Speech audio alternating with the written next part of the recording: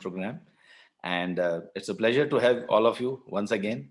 And yes, let me share my screen with you. And I'm going to show you some projects today. I was just pulling out those projects. That is why I just got a little delayed. I thought I'll I'll be ready with all the projects before I join you. So yeah. I'll be sharing my screen. So welcome once again to my training program, Yellow Belt training program.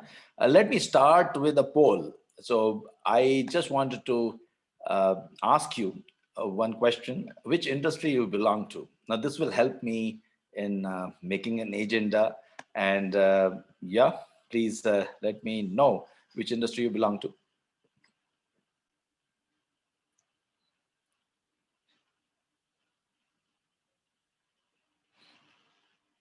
So I see many people from manufacturing and healthcare also. So I'll show you one healthcare project. Okay. So today I'm not going to show you too many Minitab analysis. Minitab is a software which we use in Lean and Six Sigma. So in my yellow belt, a previous yellow belt training, I had talked a lot about Minitab analysis. So now I see that a lot of people. But yeah, let me see. Let me plan today's agenda. So manufacturing. Okay, maximum people. Then we have got services industry also, healthcare. Oh, healthcare is also there. So followed by healthcare. So manufacturing followed by healthcare and IT. Okay, and construction. Okay. Uh, uh, Maybe if you had joined a little earlier, you might have seen one of the video I had made with a helmet on a construction site. Yeah. So uh, okay, now let me ask you one more question, one more poll question for you. Which department you belong to? Now, this will help me to choose the topics which I'm going to talk about. So if I see a lot of people are from quality, I will go into the details of quality. I will go into the deep statistics. And if I see that not many people are from quality, but from other areas, then I would maybe make it simple, keep it simple. And I see quite a few are quality. So 31% are from quality. So I'll have something for you. Okay, so in the first half, I'll be talking about some basic things, how to implement Lean Six Sigma and what are the basic fundamentals of Lean Six Sigma. And after that, maybe in the second half, I will be talking about more of a little bit of in-depth statistics. Yeah. So that's great. Thanks for uh, thanks for participating in the poll. And let me also now pull out my presentation.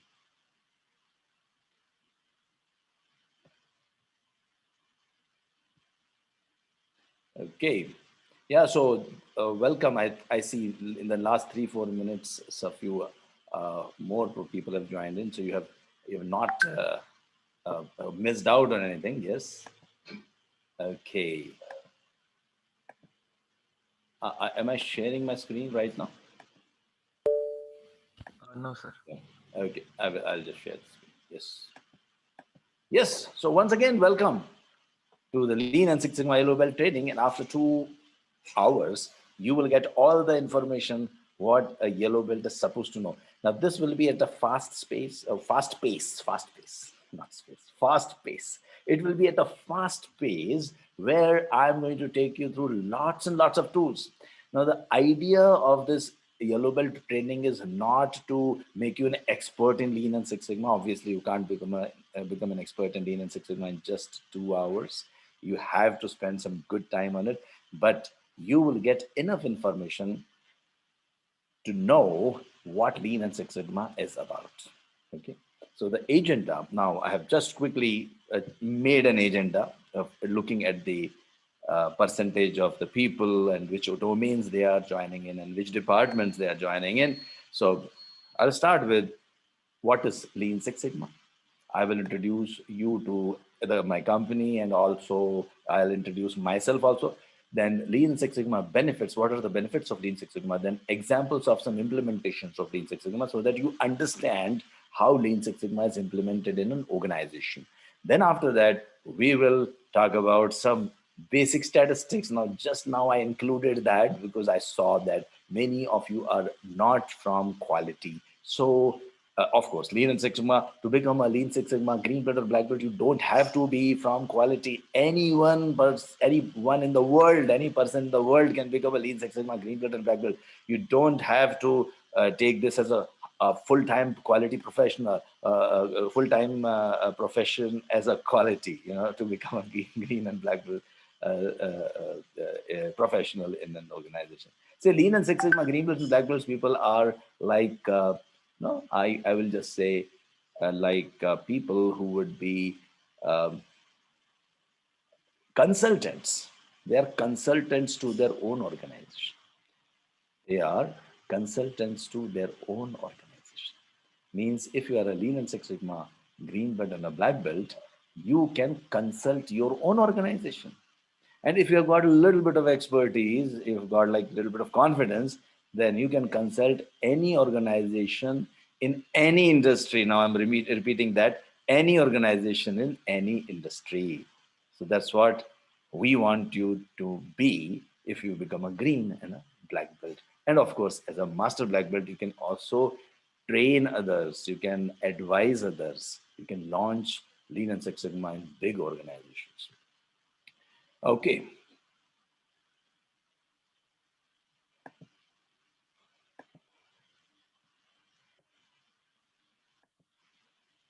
So I will take you through, after the introduction part, I'll take you through the MAIC, define, measure, analyze, improve, and control. Now this time today, unlike last time, I'll be spending more time on DMAIC because I see some of the people now and they are not from quality. So I like to talk more about define, measure, analyze, improve, control, and also the tools used in these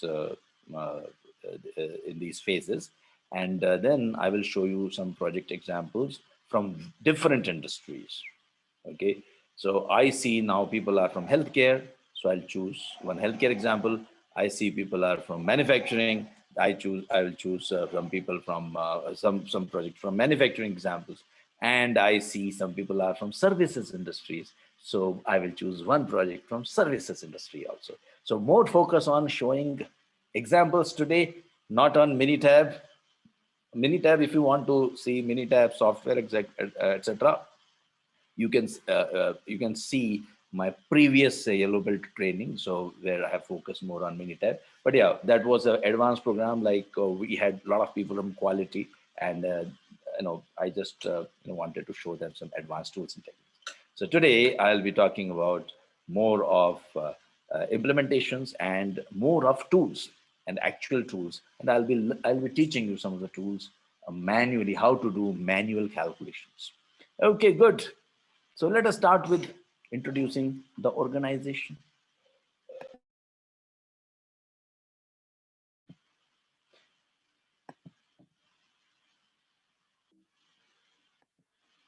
So let me start with myself.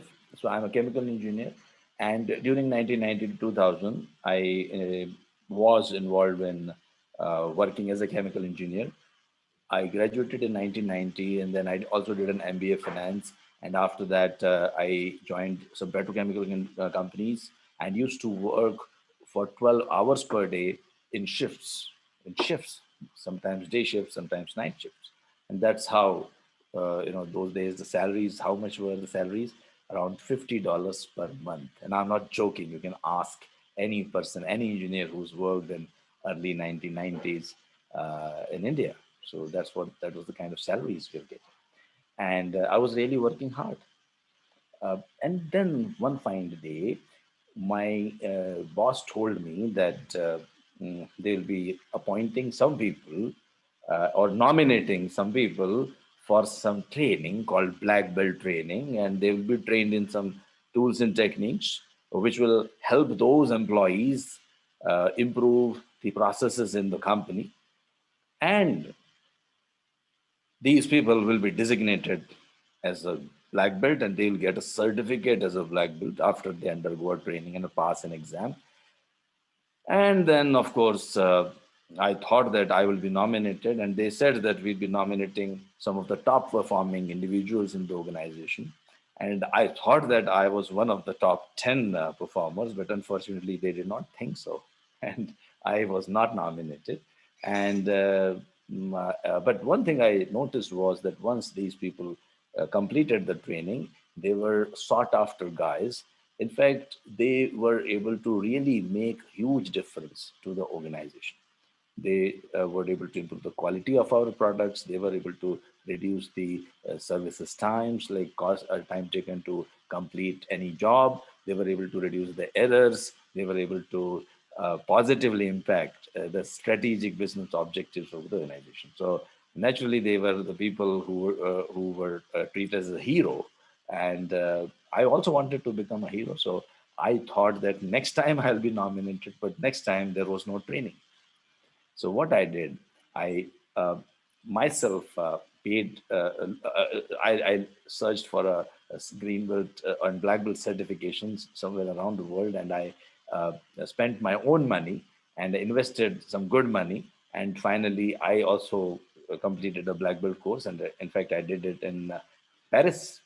And after that, I also did a project in the organization, and I was also a transformed person. I completed one project titled "Improving the Quality of the Bottles Produced by Our Organization." We were producing PET bottles, the bottles produced by the organization. In the quality was around 99.1%, and I increased this 99.1% to 99.999%. And this difference of a few decimals of percentage saved around $500,000 for the organization. So of course, I was also asked to present this project in all the plants, in the all the we had, it was a multinational company, so I was asked to present this project in all the plants in around the world. So the next 6 months I was just going from Singapore, then Bangkok, then New Delhi, then Dubai, then London, and New York. I kept presenting the same project again and again, and they were all very impressed. And the whole thing really made more sense to me than just staying in operations. And I thought of becoming a full-time black belt. And once I became a black belt, I joined one consulting organization. In fact, I started the Six Sigma practice for KPMG after that. And after that, I consulted for many organizations. And in 2006, we set up the company Anexas in Copenhagen. And today, um, just to tell you that some of the companies who, especially the CEOs who want personal training on black belt or some statistical tools or some data analytics tools, they are even paying $25,000. And this doesn't happen often. It doesn't happen every day. Of course, if it had happened every day, I would not be conducting the session. I'll be doing that session. Oh, I was just joking. I'm very much passionate about Lean and Six Sigma. And I am always day in and day out, devoted to these types of trainings. I've spoken in many conferences, and I'm a successful entrepreneur running a Lean and Six Sigma and project management company. We conduct PMI trainings. We are accredited ATP of PMI, and of course, accredited training provider of IASSC, and so many accreditations we have got. And we have appeared for TV shows, etc., etc. And I also want all of you to achieve this and much more, because all of you can achieve much more, because there are so many opportunities, millions of opportunities out there in the industry, where they need cost reduction, they need cycle time reduction, they need a lot of improvements. Every industry needs a lot of improvements, and there is a demand of, I would say, this is my personal estimation, millions of black belts in the industry. And my personal dream is to make at least contribute at least 1 million of them, contribute to at least 1 million. So I want to train 1 million belts around the world in the next 10 years. And that is with that mission in mind And that vision in mind, I'm conducting this session. And I'm thankful to all of you that many of you have joined today. Okay, so just to give a quick introduction about the organization, we have been existing since 2006, and we have been enabling individuals and organizations achieve excellence. And yeah, we have trained more than 150,000 people till now, so long way to go. And just to prove that we have done training programs worldwide, we have clicked some photographs for you. So this is my London program, this is my Mumbai, and this is a Bangalore program. This I always show with pride. This is the first open house black belt training program anywhere in Middle East conducted by anyone. And I'm proud to tell you that I was the person who conducted this training. That was in 2008. And you can see a little bit of hairs on my head. So you will say that I've lost all my hairs to Six Sigma. You can say that. Okay, this is a Swiss company, and again, a lot of companies around the world.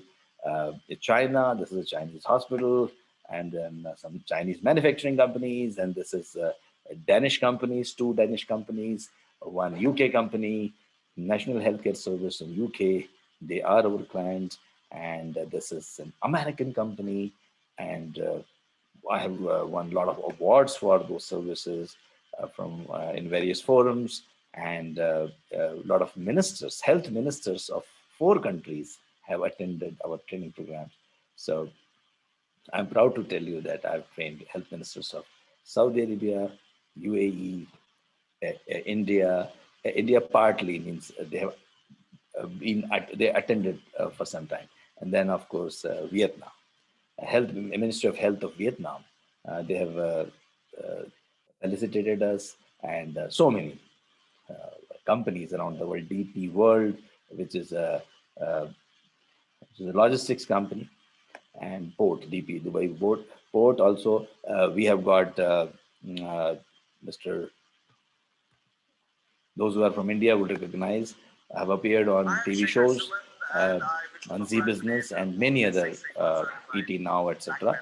And we have so I think you got to know that, and I think you're convinced that we know a little bit of Lean Six Sigma. We had a lot of fun, but just to tell you that Lean Six Sigma is about implementing. On 21st of May 2019, I'm going to speak in American Society of Quality's World Conference in Fort Worth, Texas. I'm going to talk about how one of the fields in artificial intelligence, robotic process automation, or RPA, can be used to support process improvement initiatives along with Lean and Six Sigma. We will see how this combination leads to improved productivity, improved quality, and reduced costs. Using a case study from a bank, I will share a roadmap to leverage the capabilities of existing quality programs. Okay, I'll just move ahead. We have also implemented in Lean Six Sigma in railways, and railways, not only railways, but we also have implemented in the manufacturing of the bogies, the compartments, which is manufacturing the compartments. We have also implemented there. Bharat Petroleum, which supplies the diesel, they are also our client. And of course, the BEML, the manufacturer of those bogies, they are clients. Steel Authority of India are our clients who are manufacturing the wheels of these bogies. And Rashtriya Chemicals and Fertilizers Limited, which manufactures fertilizers for the farmers, they are also our clients. So like it gives an opportunity. I'm not going to show you all the videos, but like maybe the last one, this will also tell you Lean Six Sigma is not only about training the senior management. It is also about training the workers. So right now, of course, I will show you the path towards becoming a green belt or black belt. Or most of the time, you are in management. But while you are implementing Lean and Six Sigma very seriously in the organization, don't forget the blue-collared workers as well. So in this organization, we had trained not only the CEO, but also the blue-collared workers. And this whole thing brings in a change. The Lean Six Sigma, and by the way we implement it and the way we teach it, people become really enthusiastic about it. They are inspired to really make a change. And that is what change management is all about, involving everyone. So I'll show you this last video and then we'll start learning how to implement Lean Six Sigma. The advantage of conducting a Lean and Six Sigma training program and implementation is that you get to work with lots of people from various countries, speaking lots of languages. I like the way we have this plant where we have trained senior management to the people on the front line. तो हमारे साथ आज बहुत सारे आज हमने लीन का workshop किया है और हमारे साथ बहुत सारे अलग अलग कंट्री से लोग हैं, जैसे कि यहाँ है हमारे साथ बांग्लादेश और यहाँ पर इंडिया और पाकिस्तान फर्क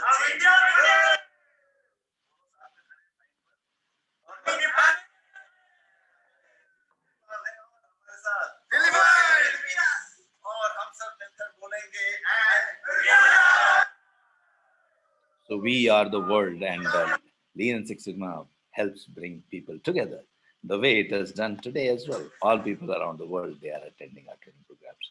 I've also written a book, but I'll not talk too much about it. You can also join me on LinkedIn. You can connect with me on LinkedIn. And almost every day I put a portion of my book, some of the learnings which I had over the last 20 years of my journey as a Lean Six Sigma professionals. I keep writing articles about it. If you want to know about it, you can see that. My LinkedIn profile is Amitabh Saxena, and you can connect with me. In the next 2 hours, all the invitations which I'm receiving, I'll be accepting it. Or you can even follow me. If you don't want to get connected, you can just follow me. Okay, so now let us look at what Lean Six Sigma does for an organization.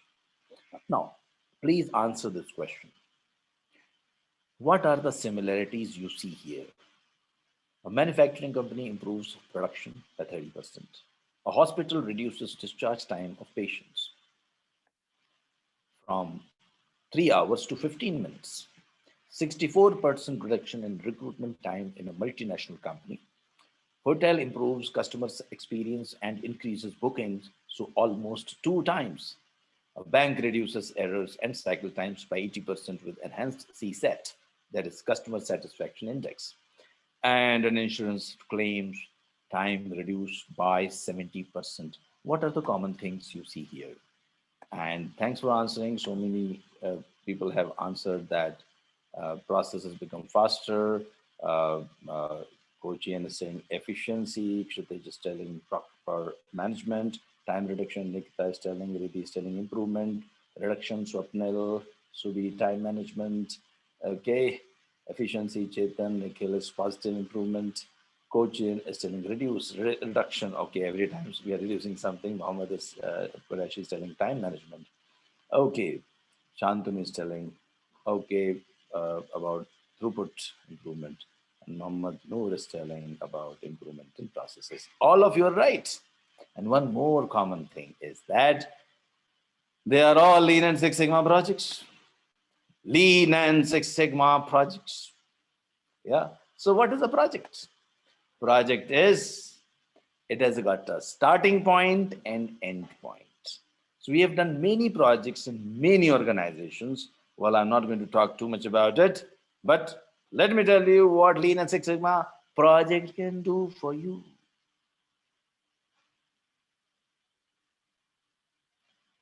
Boko is telling we didn't know what, because we weren't working on them. Okay. Yes, I'm going to tell you now. Okay. Ashish is telling effective and efficient utilization of resources. Absolutely right. So Lean and Six Sigma can do what it can do. It will reduce the cost. It will reduce the defects. It will reduce the errors. It will reduce the waste. It will reduce the rework. Rework means you commit a mistake and then again rework the whole material output. It can be a production in a manufacturing company. You're producing an output. Oh, quality department says rejected. Again, you rework on it. Rework, it's a big waste. Then cycle time. Lot of time is spent in a lot of activities. You can reduce your cycle times using Lean and Six Sigma. Improve the quality, improve the production efficiency, improve the productivity, increase the customer satisfaction, capacity of the plant, profits, profits, profits, money, money, money. Everyone is running after money. And Lean and Six Sigma helps you to save a lot of money. So everyone is happy. Lean Six Sigma projects. How do you achieve all these things? By doing project. What is the definition of a project? Project definition is it has a starting point and it has an end point. It doesn't exist after some time. Project, I repeat, project is it's a one time activity. It is not a repetitive activity. But what you are doing in an organization, you are mostly involved in processes. You are producing bottles, you are producing steel, you are producing chocolates, or if you are an insurance company, then you are issuing insurances. If you're a bank, then you are managing the accounts or investments. And if you are in healthcare, you are treating the patients. Okay. So all of you are involved in processes. There's a difference between process and a project. What is a process? Process is repetitive in nature. Repetitive in nature. It keeps on repeating. So you are treating a patient in a hospital. It's a repetitive process, isn't it? You are treating one patient, then again next patient, again next patient. If you are producing chocolates, then you are producing a chocolate, then the next chocolate, then next chocolate, the next chocolate. And you are producing cars, then a car and a car and a car and a car. This is a process. But what are you doing? You are doing a project. How it all started, let me tell you that first. It all started in Motorola. In one of the marketing or board meeting, directors meeting, someone commented that the real problem at Motorola is that our quality stinks. That means our quality is not really good. Customers are unhappy about our quality. So Bob Galvin, the CEO, was a little upset with this comment. He said that, and he took it as a challenge. He said that I will improve everything by 5 times in the next 5 years. Now, with this vision in mind, he invited suggestions. He said, how can I do that? One of the suggestions was, why don't you implement statistical quality control? And statistical quality control was a technique which Dr. Bill Smith and Dr. Michael Harry were using to do some improvement projects. So rather than talking about something generic in nature, rather than talking about I will increase the productivity in the organization, I will increase the sales in the organization, I will reduce the operation, I will increase the operational efficiency in the organization, rather than talking about all these using jargons and talking about making a visionary statements, what they would do, they will take up an improvement project that production line number 3, the air compressors, downtime is 3 hours per week. For the last 6 months, it is down for 3 hours due to some reason. I will reduce this downtime of 3 hours per week to 1 hour per week by 31st July 2021. If they were taking this project today, they would do this, they will take up this as a project. So Lean and Six Sigma project in general is a one-time activity taken in a process. So air compressor maintenance is a process, right? But I am taking up a project, and that's what they used to do. Bill Smith and Michael Harry, they used to complete maybe 3 to 4 projects in a year. This is just my guess. And Bob Galvin wanted hundreds of projects to be done in the next 5 years. So Bill Smith and Michael Harry came out with a methodology called DMAIC, Define, Measure, Analyze, Improve, and Control. And they said that this will be known as a Lean Six Sigma, or rather Six Sigma methodology. And they said that we will train the people in these tools and techniques, whatever tools and techniques we are using, we will train the people in these tools and techniques, and people, while applying these tools and techniques, can improve any process in any domain. It can be manufacturing, it can be maintenance, it can be finance, it can be HR, it can be IT, it can be services, it can be healthcare, anywhere. You can apply these tools and techniques and improve the processes. So that's how the Six Sigma was born.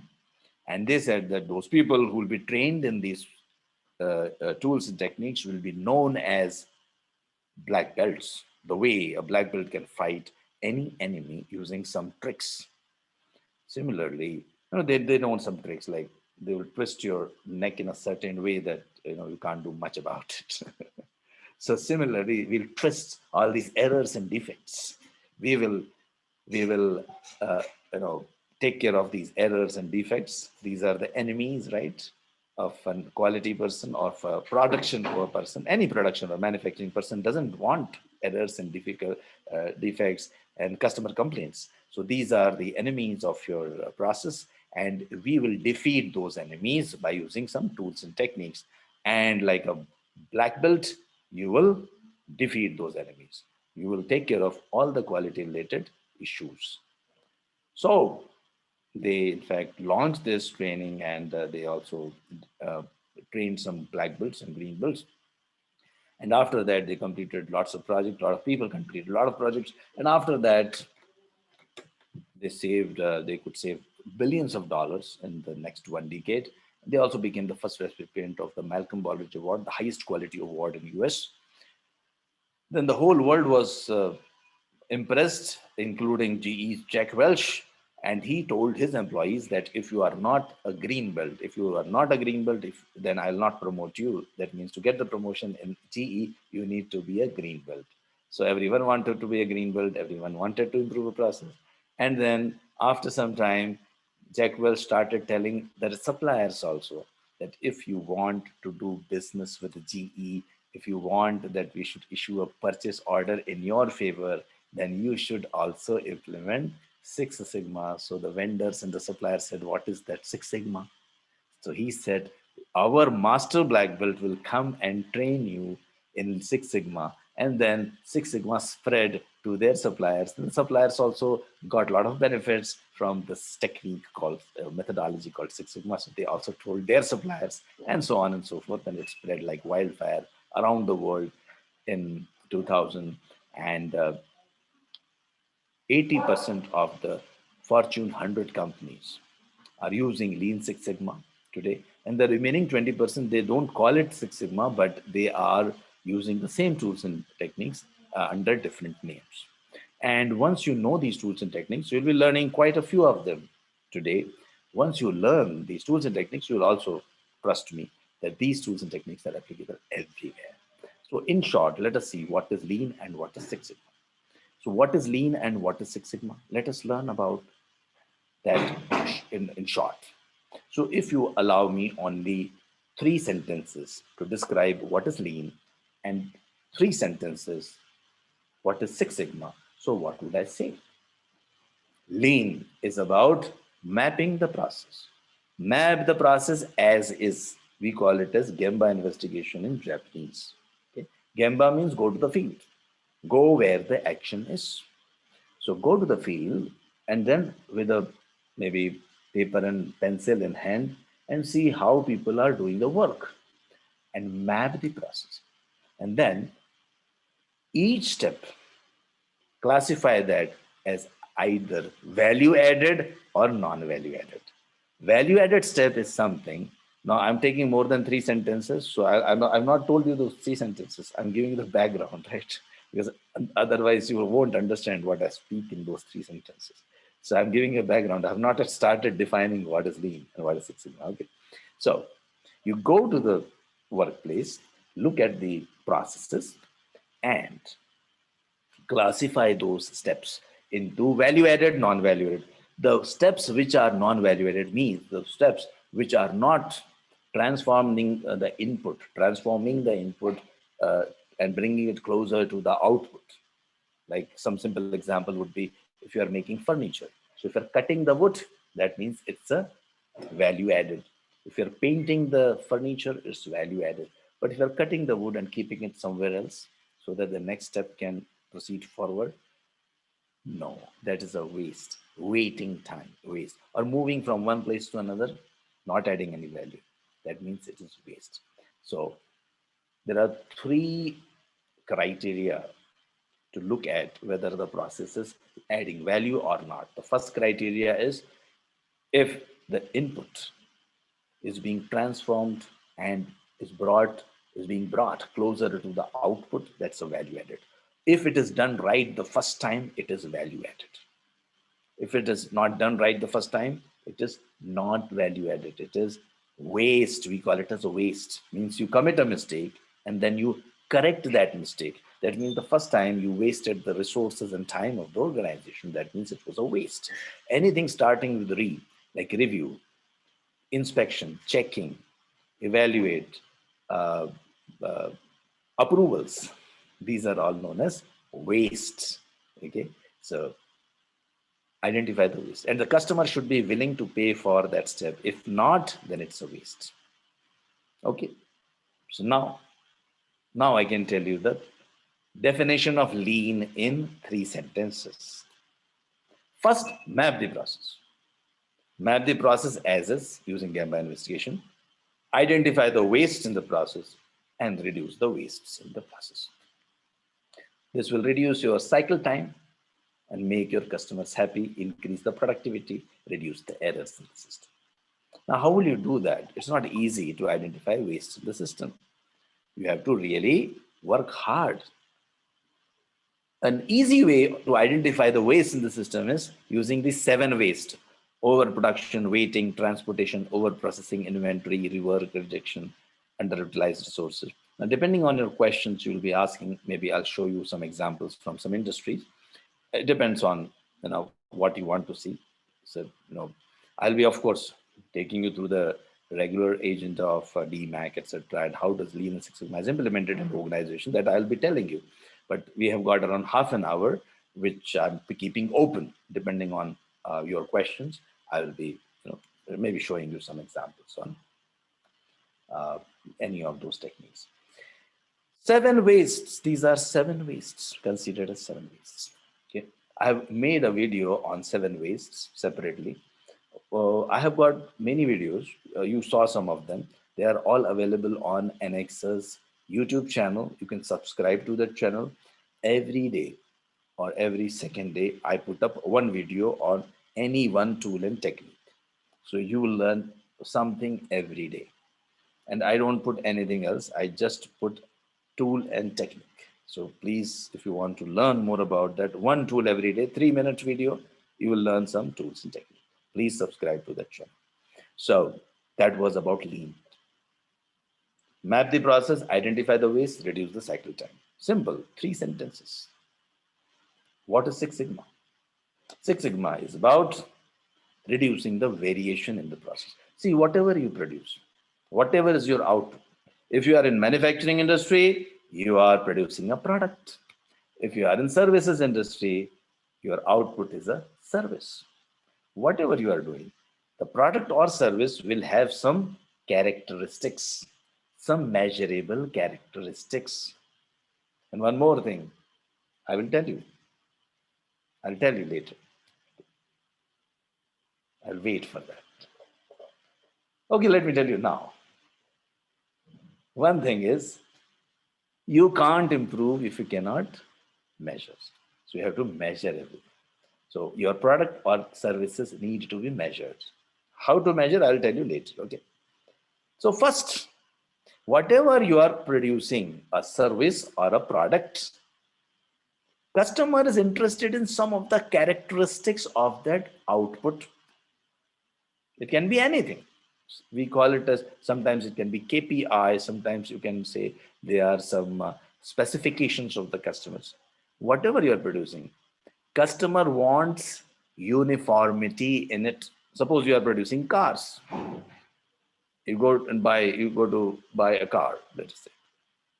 And the showroom manager shows you, so here are some 50 cars in front of you. This car is a little better. This car is a little bit more better. This car is like, oh no, it has got some issue, This car, the length is a little bit longer. This car, the engine is a little stronger. Would you trust such a company? No. The manager tells you, wow, these are the cars. Pick up anyone. You buy a chocolate from a company. They don't tell that, oh, this chocolate is a little better, this chocolate. Every chocolate, it's uniform. It's the same. There is no variation, isn't it? Less variation gives confidence to the customer. Some variation will be there, but it should be very, very less. So, reducing the variation in your product or services so that it is predictable in nature is known as Six Sigma. Okay. So 3 sentences. What are the 3 sentences? Identifying the critical characteristics, what the customer wants in your product or service, and providing that product or service with least variation is Six Sigma. Simple. So Lean and Six Sigma. Now, which is better? Let me tell you, all the tools are overlapping. In Lean, you will find a lot of tools of Six Sigma. In Six Sigma, you will find a lot of tools of Lean. So I don't go into the debate of what is better, Lean and Six Sigma. Both are better. See, we are not here to serve Lean and Six Sigma. We are here to serve the customer. We are here to improve the process. Whatever improves the process is good for us. We'll use that, isn't it? So when you want to improve any product or a service in your company, reduce costs, reduce cycle time, you use what? Lean and Six Sigma. And we conduct Lean and Six Sigma, yellow belt, Lean Six Sigma, green belt, Lean Six Sigma, black belt, and Lean Six Sigma, master black belt. Now, who are they? We will learn, we will see that. We have got a lot of time. Now, this curve has got some specific characteristics. We'll learn about those characteristics. Some called standard deviation. One guy called, not guy, he's a statistician, Mr. Goss, he found some strange phenomena in this curve. He called it as normal distribution curve, like a bell-shaped curve. This normal distribution curve exists in every process. In every process, this normal distribution curve exists.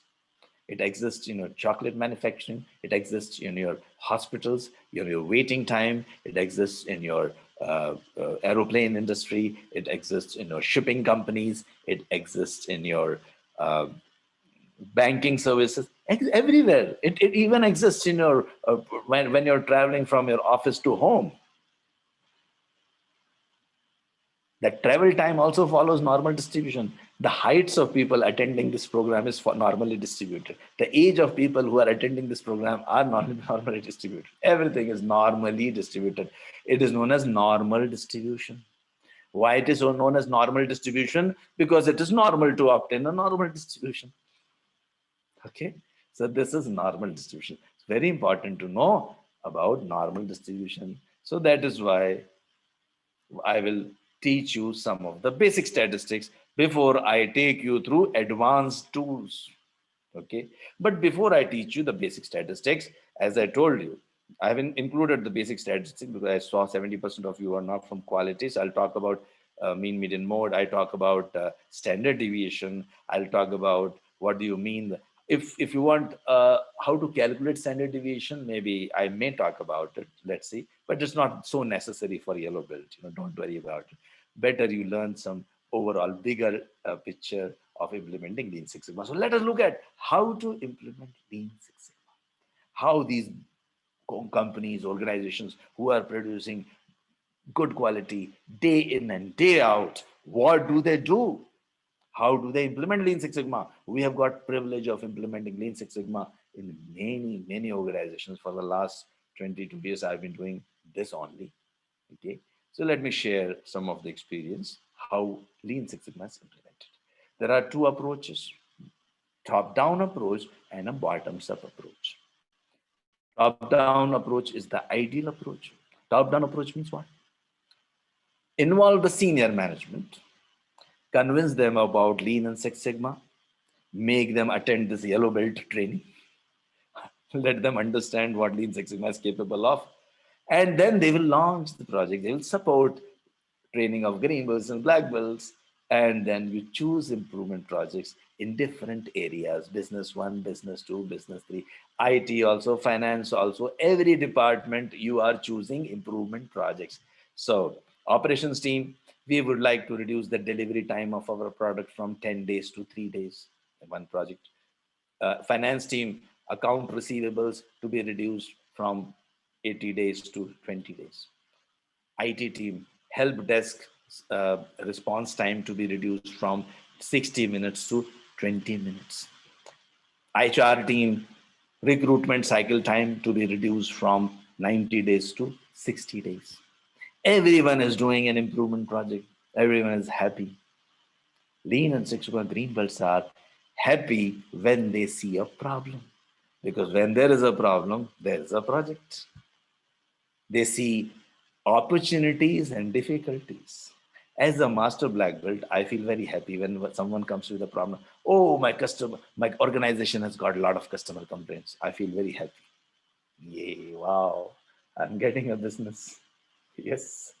Similarly, if you're a green belt or a black belt, when your boss says, oh, a lot of customer complaints, you see, wow, in the next 3 months, I can do a project.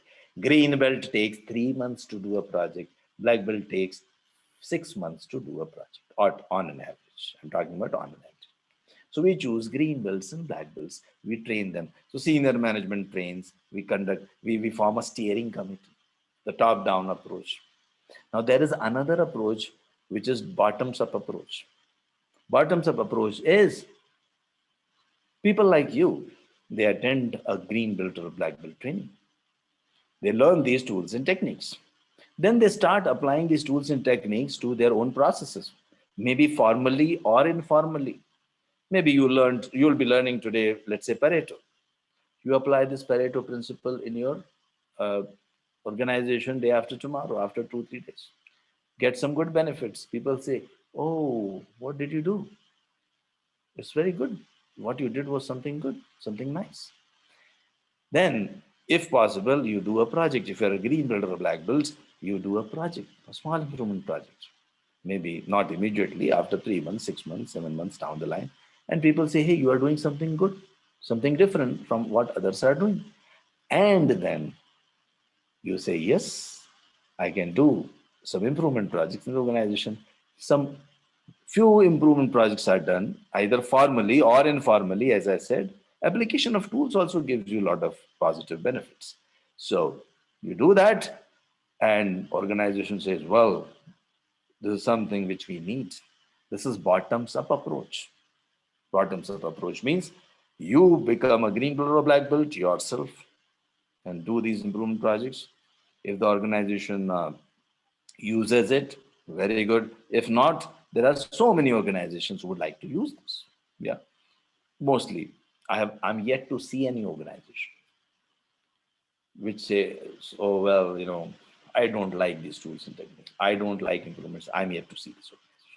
Okay, now I'm going to describe the ideal way, top-down approach. So what we have done, we have formed a team. We can call it a center of excellence, quality department, process excellence team, PEX team, process improvement, whatever. You can name that team whatever you want. But important is form a steering committee. Steering committee means Karuna is telling some companies don't support green belt projects. Let me tell you. I've made a video on that. Maybe the link will be sent to you. What happens if companies don't support the project? You have to tell them why you are doing the project, why we are doing the project. You have to tell the people why we are doing the project, what are the benefits. If you tell the people what benefits this project will bring you, they will definitely support the project. And the second part is they may not support the project because there's a political resistance. Political resistance means loss of power. So as a manager, I may feel, oh, you are a green belt, you're a black belt project. If you do a black belt project, my importance will reduce. So try to do a project to help your boss. Whatever is the problem of the boss, you try to take up improvement project in that area. The boss will support you. The senior management will definitely support you. So these are the two hints I'm giving to you. Anyway, now here, steering committee. Steering committee means the senior management. If possible, the CEO and the senior managers. We form a steering committee and the quality leader. And they support the Lean Six Sigma initiative. So I'm talking about the top-down approach right now. And bottom-up approach is very simple. I told you already. You get yourself trained, do a project, or at least earn a certification. You learn some skills, and you can utilize it to your advantage. right? If you learn these tools and techniques, of course, you will be a person who is in demand. Soon you will see why. So I've got a steering committee, then champions. The champions are the head of the departments. Sometimes, like when I implement Lean and Six Sigma in an organization, I generally I put up a condition. I say, the senior management, the head of the departments have to attend a half a day training program. And listen to me. Sometimes they say, oh, we don't have time. We are very busy people. I said, well, spare 2 to 3 hours. You'll save 20 to 30 days of your unproductive time. So generally they listen to me, and then I conduct a champions training or the training for the senior management, which is something like this only, what I'm conducting. At least the first half of what I'm doing. The second half, obviously, I'll not conduct for them because they don't want to learn basic statistics and all that stuff. So I'll be teaching you the tools and techniques. This I don't teach them in the champions training. But champions, they know what Lean Six Sigma can do for them. And then they say, yes, now I'm agreeing to do this project in my department. So the IT head will say, well, I agree to do a project to reduce the help desk response time or time taken to uh, uh, uh, say uh, install a new IT system. It is taking 3 months to 4 months. I will reduce it to 1 month. So IT head has agreed, recruitment manager has agreed, operations head has agreed, everyone agrees. And then with everyone's green signal, we allocate these projects to green belts and black belts, employees like you, who will be now taking up projects. Even the champions can be the green belts and black belts. Now, some of the big organizations, I'll show you one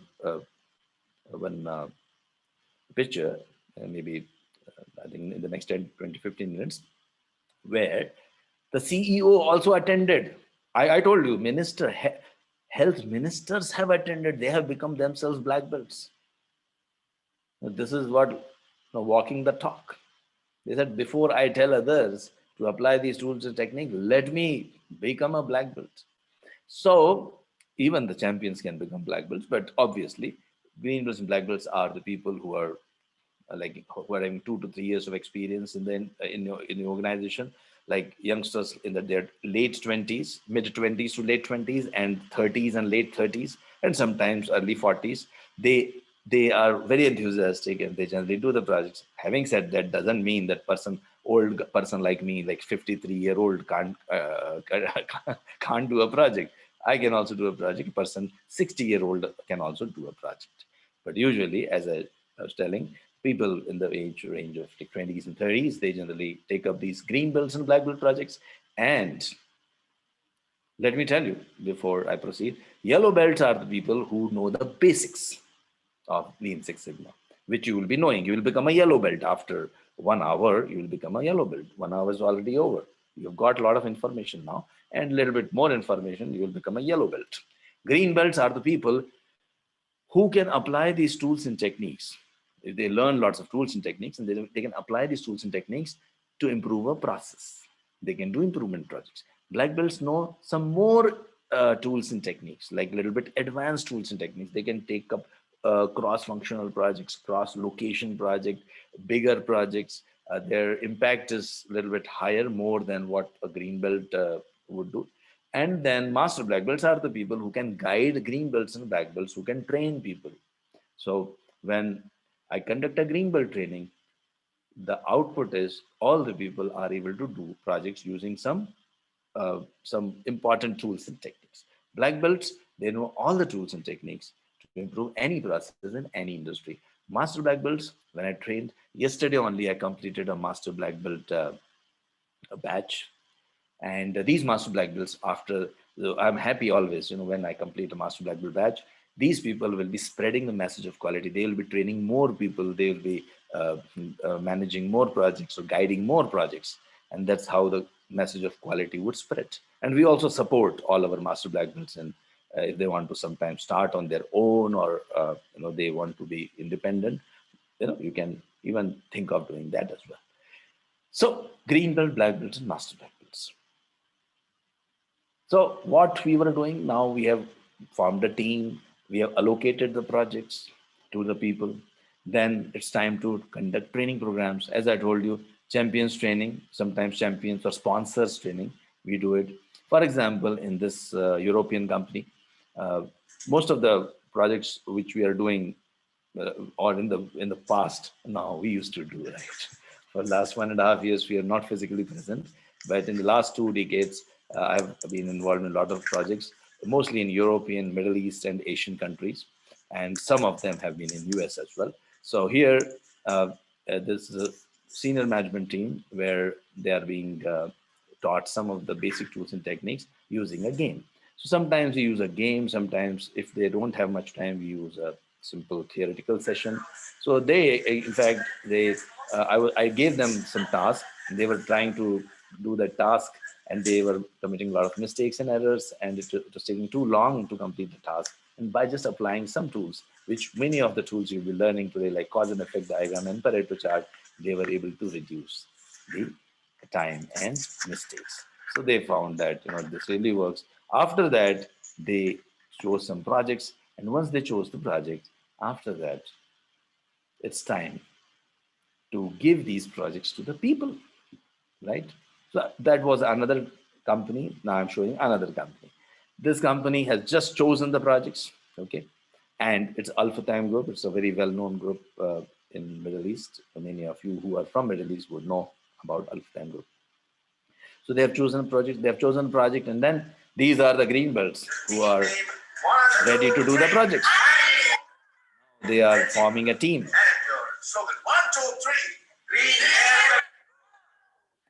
Well, uh, let me tell you that when you are doing a project, when you are allocated a project as a green belt or a black belt, then you don't do this project alone. You do this project with a team. And when you work in a team, there are 5 stages: forming, storming, norming, performing, and adjourning. When you are working in a project as a team, you have to remember team undergoes 5 stages: forming, storming. Forming means you form a team. A means A, B, C, D, you are in one team. Your objective is to reduce the recruitment cycle time in our company. That is forming. I formed the team. Then comes storming. Storming means people don't think about the goal of the project or goal of the like what is the objective. They are thinking about themselves. How do they fit into the team? Why the other person is made the project leader? Why this person is in the team? I have spent 5 years in the company, and this person who joined 6 months ago, he has been made the project leader. Why? All these things are going on. No, storming. It happens. Then norming. After some time, they accept each other, and then they are ready to perform. So I will tell you about define phase later, where forming, storming, and norming happens. So farming storming. Right now, I'm doing farming storming and norming by just creating some good slogans and enthusiasm in the team. So they are now ready. They're ready to. The first day, the first hour of the first 10 minutes of the training program is a green belt and black belt. They are now having a team name and a slogan, and they are ready to embark on the journey of a green belt or a black belt.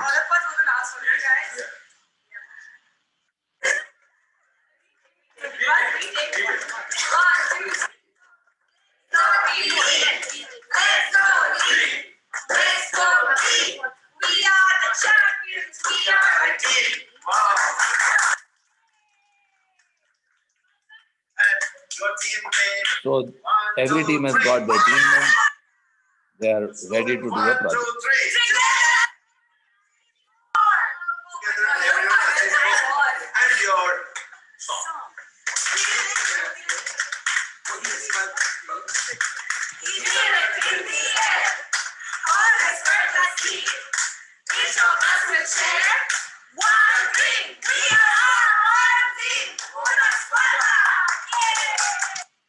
Yes, so now they are ready to do the projects.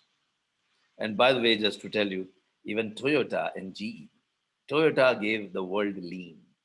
I'm not going to tell you the story of Toyota in this program, but I do that in our Greenville training program. So even Toyota, we have conducted the training program, and in GE also we have conducted a training program. So it was a privilege for us The companies which gave the world Lean and Six Sigma, they have invited us to conduct the training program. So this is the Toyota company, yeah, and these are the, now once we have done the project, now they will be doing the projects. These people will be doing the project. Now this person has just finished the project and he has presented it to his CEO. Okay, and well, he's very happy. Alex with us, and once they present the project in National Healthcare Service, and then they are giving the certificate. So Alex, and would you like to tell us something about it? Hello, I'm Alex Wells, Head of Service Improvements at the Royal Liverpool University Hospital. I've been really fortunate to present today. Okay, I will not play the whole video because he's going to talk about his project, but just to tell you that Lean and Six Sigma really transforms not only the process but also an individual. Okay.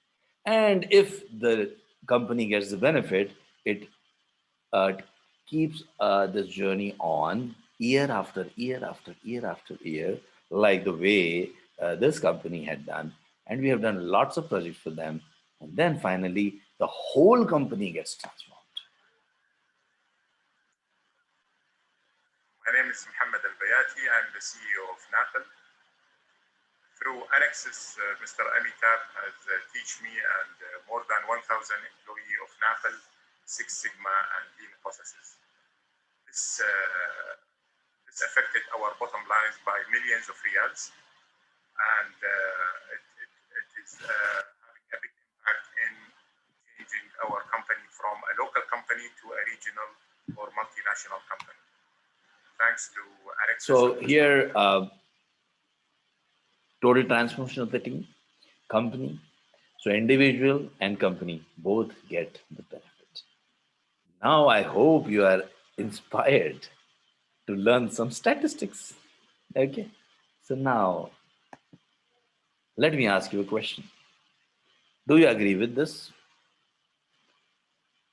Some data cannot be measured, some data can be measured.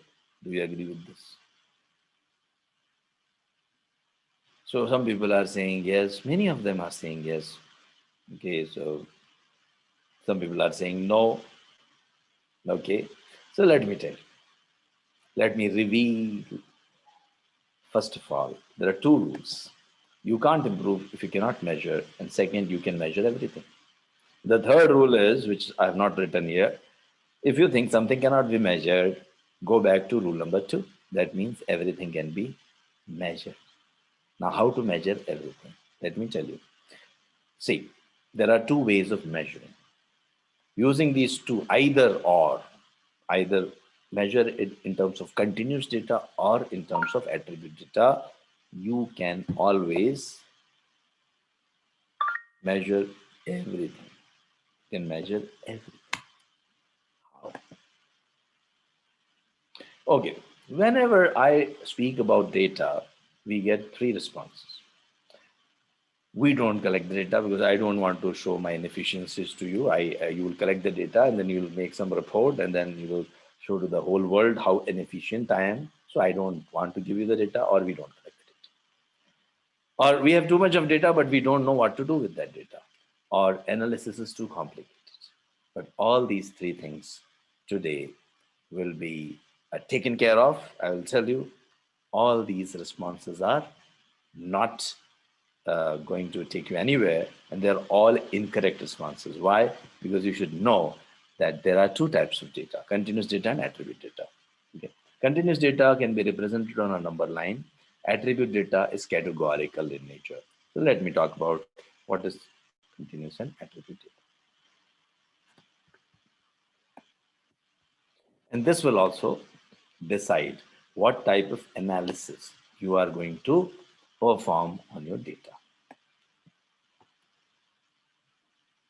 So the 2 types of data: continuous data and attribute data. Continuous data means which can be represented on a number line, and attribute data means which has which is categorical in nature.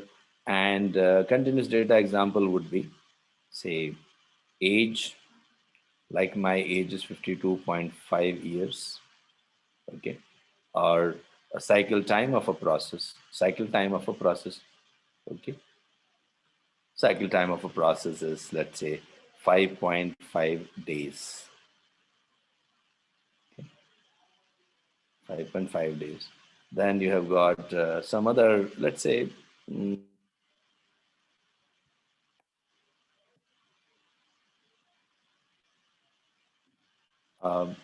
some other example, any other example, give me. Yeah, blood pressure, yes, you're right. Blood pressure is an example of continuous data. Any other example? Rainfall, yes. Yeah. So these are some examples of continuous data. And what are examples of attribute data?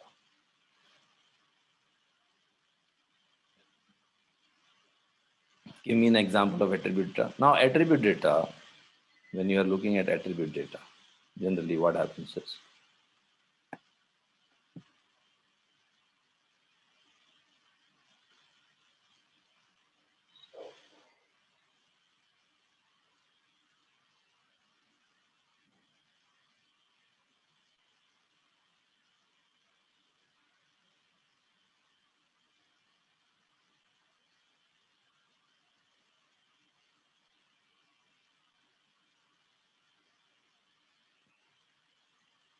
and cycle time. So give me an example of attribute data.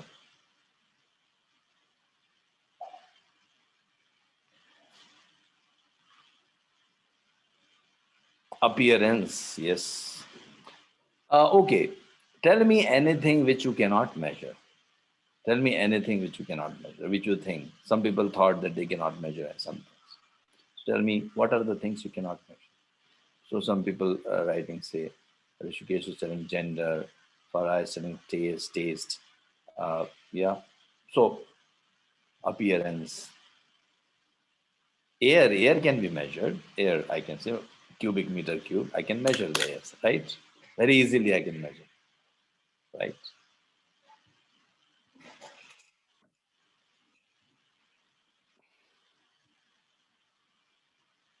Yeah.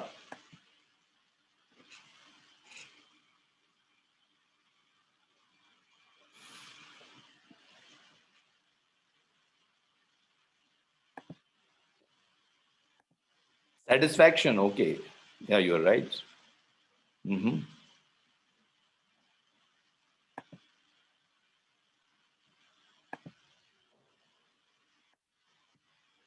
Okay. Yes, please go ahead. Okay. So let me write some of them. So as I can see, people are writing, so giving so many examples. So whenever you think something cannot be measured, you can put a category. You can put a category on it.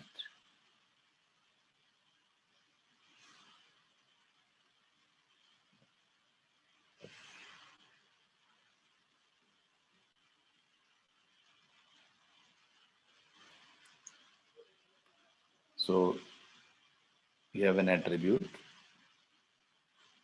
and then we have a category. And the easiest way to put a category is binary in nature. Binary means presence or absence of that particular attribute. And then you can count that. And then, of course, you can make what we call it as proportion or percentage. Proportion or percentage. Or percentage. Attribute. So, customer satisfaction. Okay. Or employee, yeah, employee happiness. Happiness, oh, okay. Well, let us write that.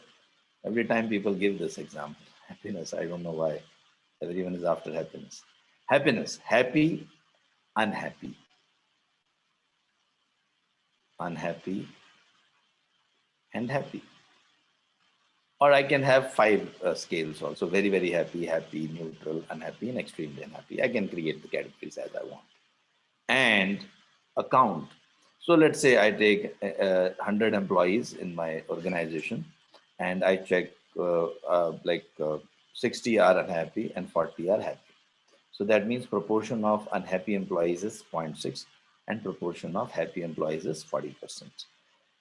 So now I can increase the happiness index in my organization. Why I can increase the happiness index in my organization? Because I have measured it. But if I just want to tell you that I would like to increase the happiness in my employees, this is not going to take you anywhere because you have not measured.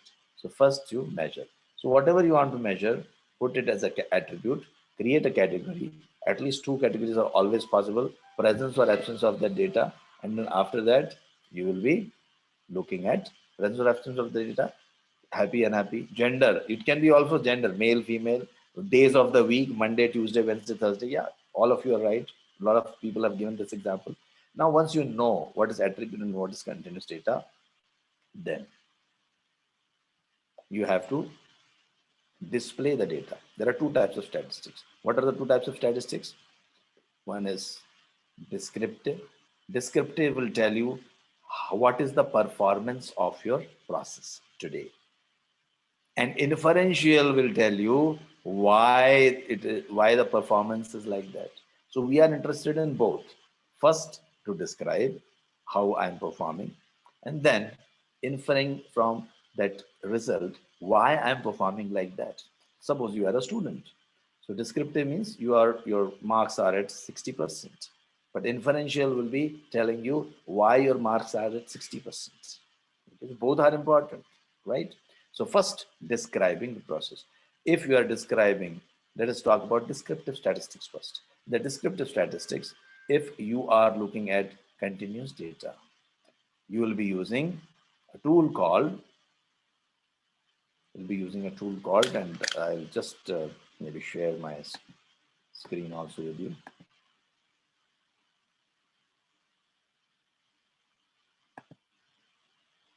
Using histogram. When I'm dealing with continuous data, I'll be doing histogram. So age of employees in my organization, that will be, what I'll be doing, I'll be writing a histogram. Or cycle time of completing a job in my company. On an average, it is taking 5 days. Sometimes it takes 5.5 days, sometimes 6 days, sometimes 6.5 days, sometimes it takes 4.5 days, sometimes it takes 4 days, and sometimes it takes, let's say, 3.5 days. Now, most of the time, the continuous data for a repetitive process will follow normal distribution. This will follow normal distribution. Okay. Mr. Gauss, he found this normal distribution, and he found that all the processes in the universe, they follow normal distribution. It has got an average. So if I want to take an example of, let's say, your travel time to your office every day. And if I take one day you are taking 31 minutes, one day you are taking 30 minutes, 25 minutes, 35 minutes, 42 minutes, and so on and so forth. You keep on collecting the data. Around 30 samples is good enough. For continuous data, 30 samples is good enough to make a judgment about whole population. Whole population means its population size may be 1,000, 10,000, millions, trillions, doesn't matter. These 30 samples should be drawn from that population. Okay. In my black belt session yesterday, I was taking an example of heights of people. I collected heights of people of around 20 people present in the classroom, online classroom, all our online classrooms nowadays. And then we predicted about the heights of all the people in the world very easily. How? The way now I'll do here.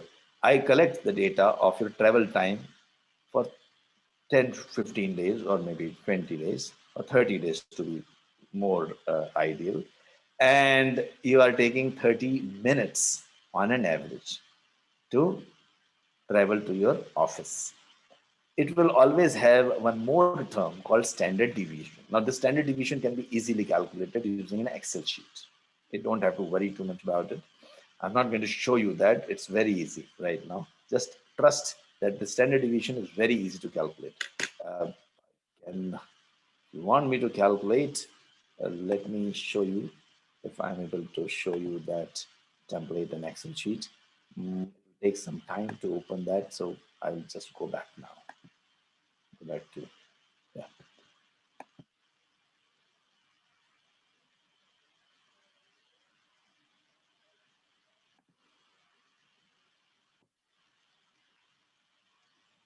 So let us say standard deviation is 5 minutes, which can be easily calculated.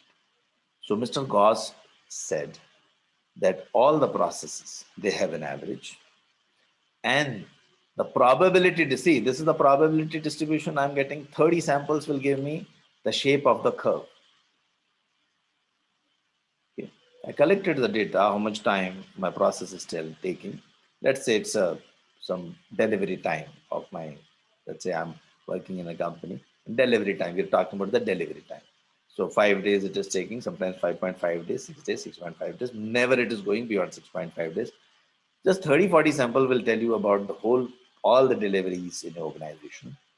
It will have an average and it will have a standard deviation. So Mr. Gauss said that this probability distribution, actually it goes on and on.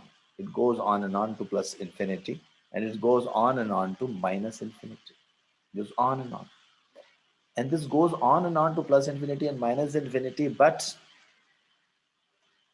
at around plus, so this is plus 1 times sigma, plus 2 times sigma, and plus 3 times sigma. This is minus 1 sigma, minus 2 sigma, and minus 3 sigma. So at around plus 3 times standard deviation and minus 3 times standard deviation, this process has 99% approximately, actually to be very precise, 99.73%. 99% of the time, you will find the population within that minus 3 times standard deviation and plus 3 times standard deviation. Okay. So if I want to predict about your travel time of whole year, how whenever you are traveling from your home to office, now you gave me a sample of only 15 days, but I can predict about your whole year that how much time you will take to travel to your home. How? First, I will plot this on the normal curve.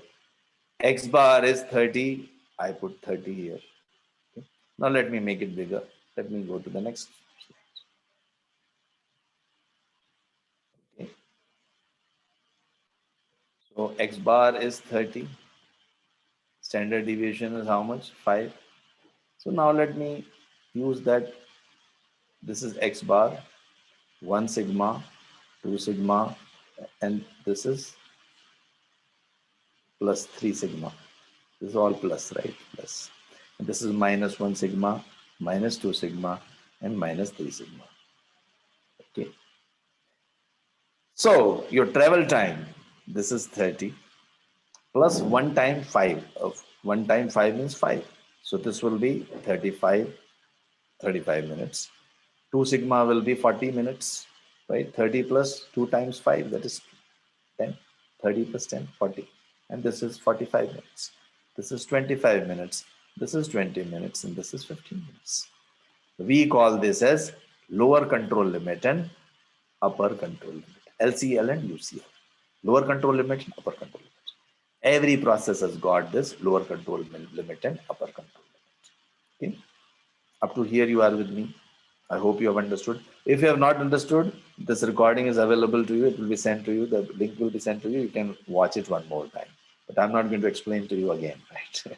You can watch it as many times you want. Okay. You can watch my other yellow belt training. I have taken some other examples there. Yeah. Now, please remember, I've got a lower control limit and upper control limit. What is the average? 30. What is the upper control limit? 45. What is the lower control limit? 15. So I can predict that every time, whenever you travel from your home to office, you will be taking time between 15 to 45 minutes, 99% of the time. And this is known as voice of process. So every process has got its voice. Your equipment, manufacturing equipment has got its voice. I will produce 30 tons of production every day. go as high as 45 tons. Sometimes it can be 15 tons also. Every equipment, every company has got a lower control limit, upper control limit, or voice of process. As if process is telling you. Imagine that this is a process. This is the process, okay?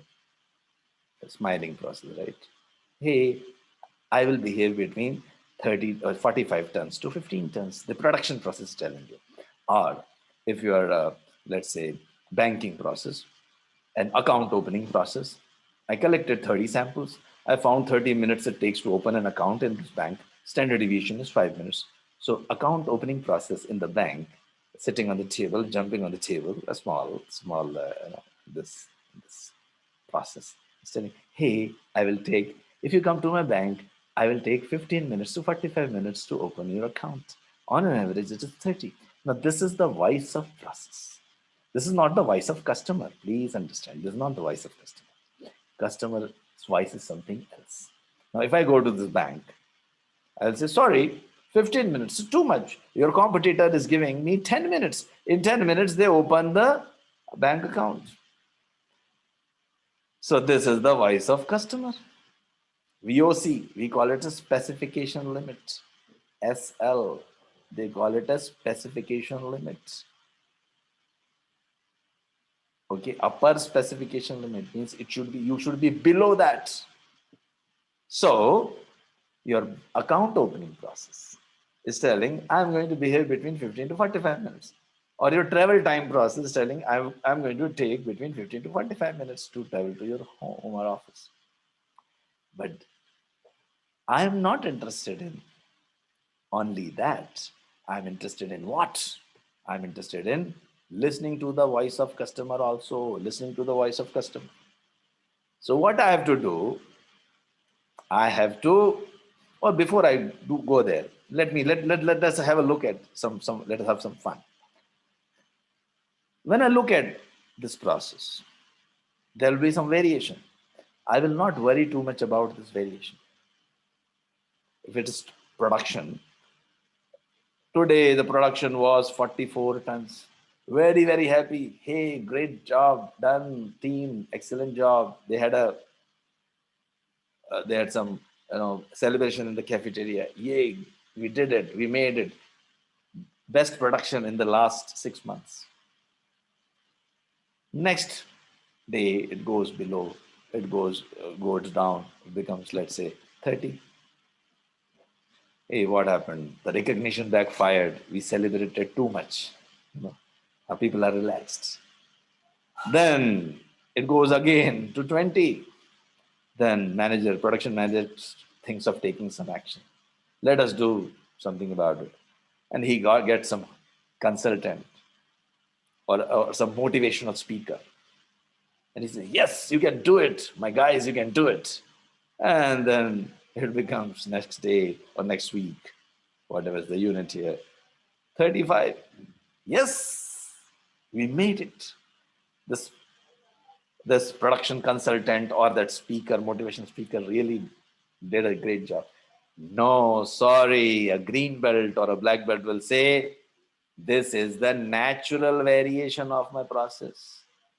Even if you don't get that motivational speaker, even if you don't get that celebration, don't have the celebration, even though you don't have an emergency meeting, even if you don't have the emergency meeting, then in that case, still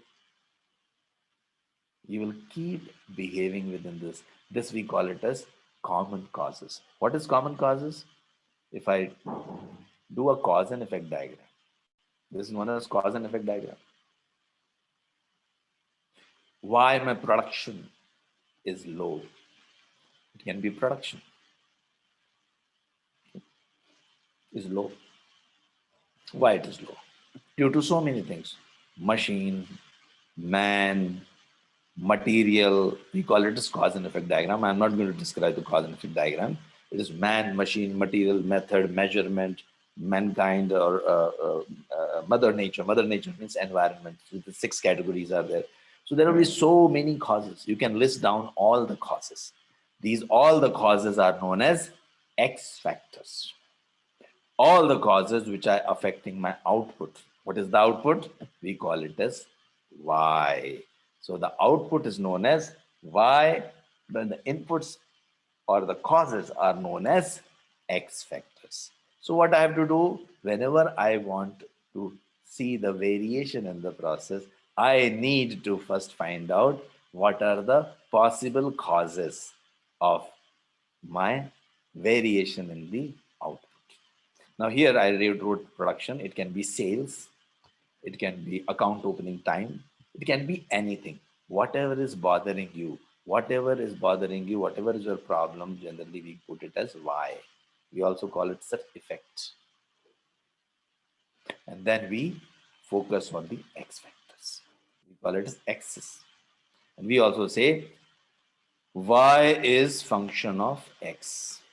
So your production is function of machine downtime, okay, machine downtime, age of the machine, standard operating procedure followed or not followed, available, not available, experience of the operator, so on and so forth. These are your X factors. And if I ask you why your production is varying between 15 to 45, it will say, green belt or black belt would say, this is a normal way, this is a common cause variation. All the causes are acting on my system. So many causes are acting on my system and commonly producing this variation. But suppose one day the production went to 10 tons. That will be a special cause.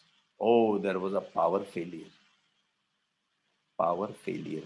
I can pinpoint one of the causes that is known as special cause variation. So when I'm going below the LCL or above the UCL, now CL, not SL, please remember, this is a specification limit. Specification limit is for the customer. Now I'm talking about the control limit.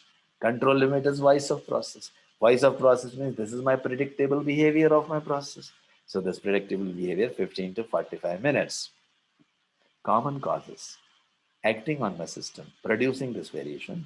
And here, 10 tons, hey, something special happened. Now the operations manager will take care of this part. He will know what went wrong, okay? And he will take an action. But the green belt or black belt or quality professional is not concerned with this. Quality professional is concerned with the common causes. And he will say that, okay, this is the behavior of your process. I will change the DNA of my process. I'll bring the average. Oh, this is the time, account opening time. This was the specification limit of account opening time. So I'll bring the account opening time to 5 minutes. It goes high as 8 minutes and it goes as low as 2 minutes. So average will be 5 minutes. Standard deviation will be 1 minute. And my account opening time will be here. If it is a production process, then it will be different. My specification limit given by my production manager. I'm not happy with 15 to 45. Please increase it to how much? VOC is 50 tons per day. Then what I will do as a green belt, what I will do, I will change the process.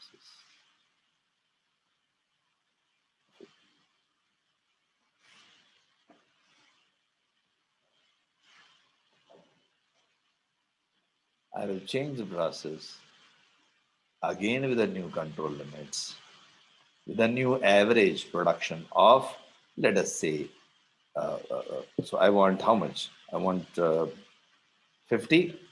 So average will be somewhere around, let us say, 55 tons, and standard deviation of 1, which will give me 58 to 52. And this will be my process. So hurriedly, I was just drawing some figures and pictures just to explain your concept so that you know the statistical thinking. So how will you achieve this? by doing DMAIC. Define, measure, analyze, improvement, control. So let me show you a DMAC project. Let me show you a DMAC project. Okay. Before that, let me also tell you one more thing. Not to forget. Our attribute data. Attribute data, I can't do a histogram. Attribute data, I can do a pie chart, feeling happy, unhappy. These are happy, these are unhappy people. Pie chart. Or a bar chart. Happy, unhappy. Simple bar chart. So this is descriptive statistics. Inferential statistics means what? Inferential statistics is telling me, let us choose one Y here. Let us say cycle time to complete a job. Cycle time to complete a job. Is it the Y, cycle time? Is it dependent on the age of my employee? Yeah. Is it depending on the age of the employee? This is like inferential. I'm trying to draw an inference. Why my cycle time is high? Some people say, well, people who are aged, they take less time. Sometimes they will say, oh, people who are aged, they have more experience, they take more time. Oh, sorry, they take less time. Reverse, more experience, less time, or aged, they're slow, and then they will take more time. Everything is data oriented in Six Sigma. We don't trust anyone but accept data. We trust only data, nothing else. So when you say, maybe, let me examine, is Y function of X? Is cycle time dependent on age? When I have both continuous data, this is the continuous data. What is the property of a continuous data? Continuous data has got, let me tell you, continuous data has got always a unit. It also got a decimal place. Continuous data can be represented on a number line. It can take even decimal place. That is why it can take a decimal place. It will have a unit. Now both my X and Y are continuous data.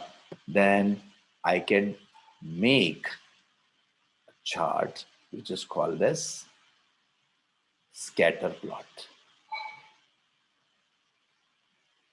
I'm now drawing an inference. I'm trying to find the root cause. I'm trying to find the root cause. The time taken and, let's say, age of the employee. So I can get more the age, more the time. Okay, so if I want to reduce the time, I should give it to youngsters. Or it can be something like this. Training time and age. More the age, less will be the training time. Trainer will have more age experience. Time taken to give the same information will be. In both the cases, age is a root cause. But third case also is possible.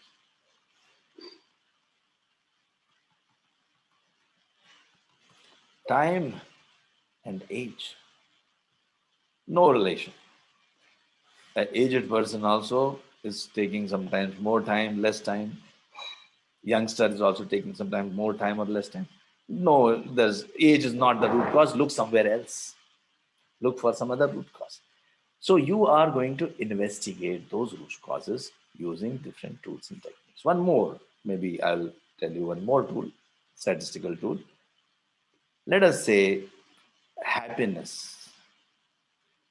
Happiness of the employee. Does it impact happiness of the employee? Does it impact? Is it impacting my cycle time? So cycle time I want to reduce. Happy employee, unhappy. Does it impact inference? I want to draw an inference, inferential statistics.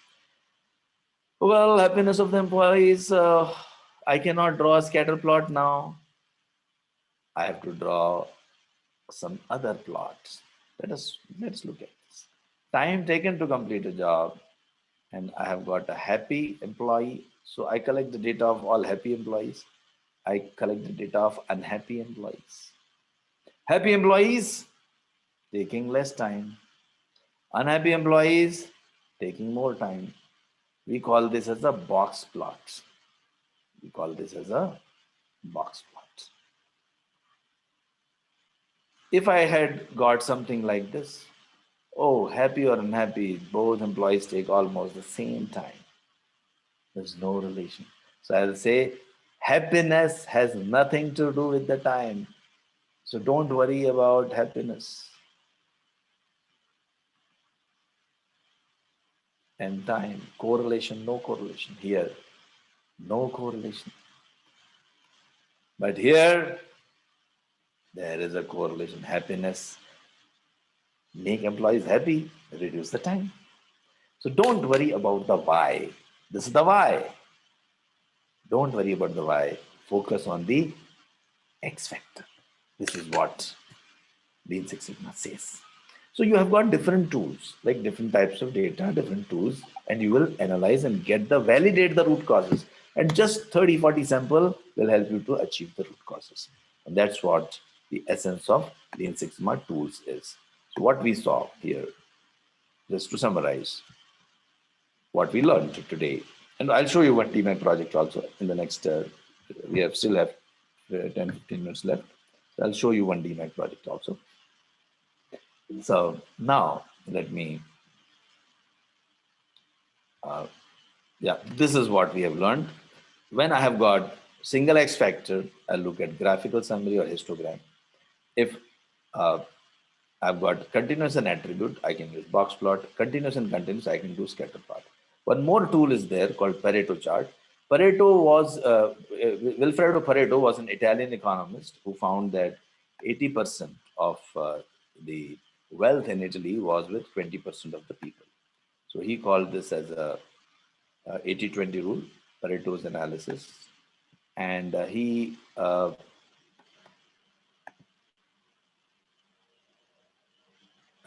said that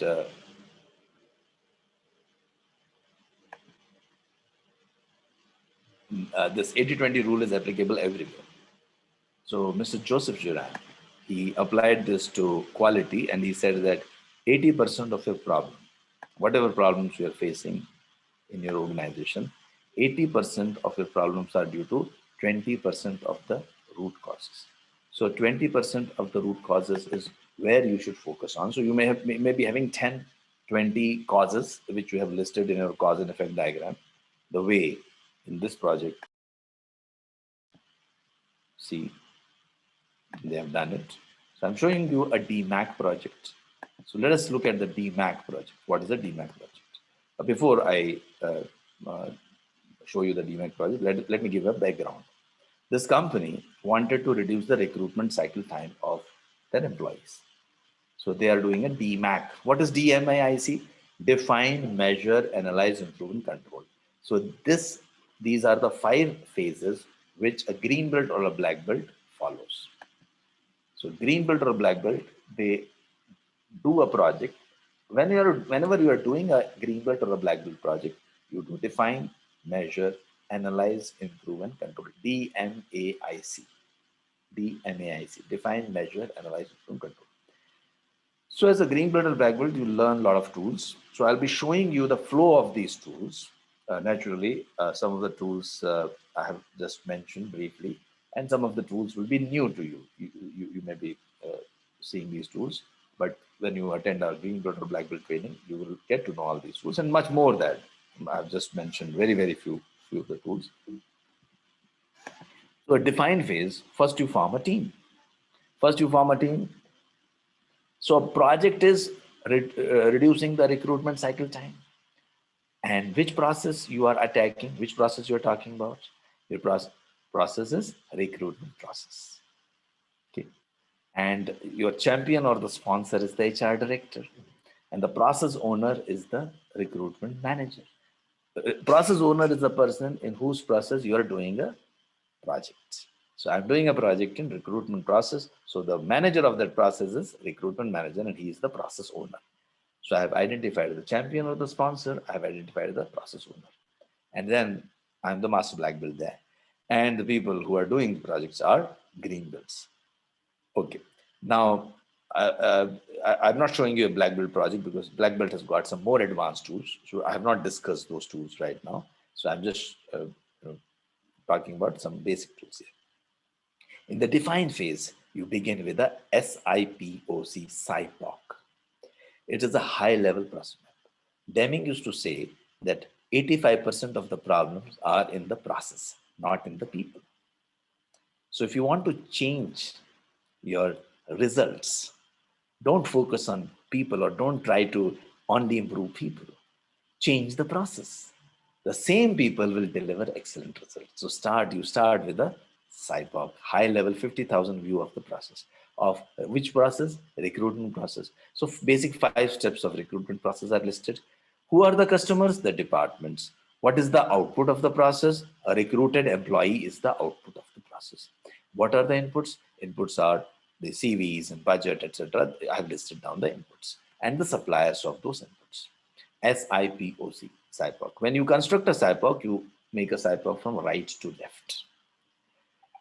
I've made there is a 5-minute video on how to do a nice SIPOC, which maybe my team will send it to you later, or it is available in fact on our website or in our YouTube channel. So you can have a look at it. I'm not going to describe that whole process of making a SIPOC.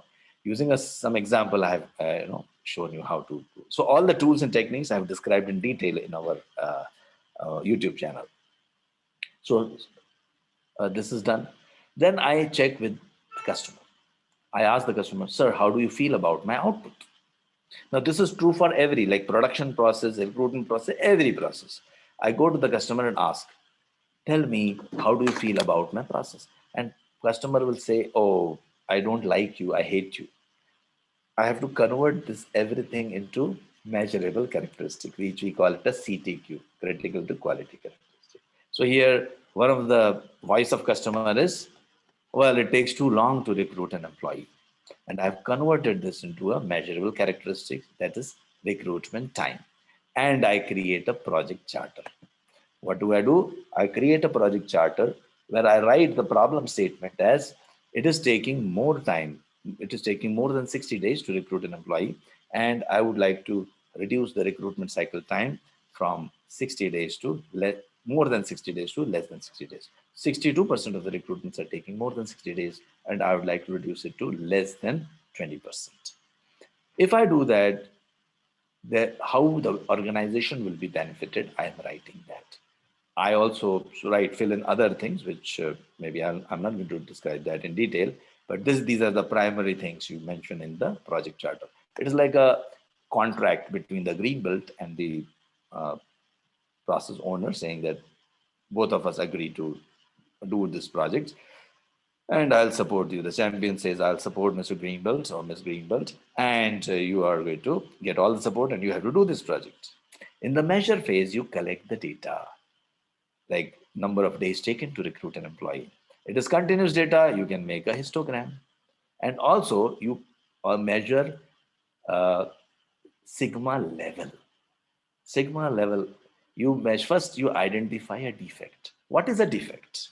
Defect is anything what the customer doesn't want, which dissatisfies the customer. So what is the defect definition here?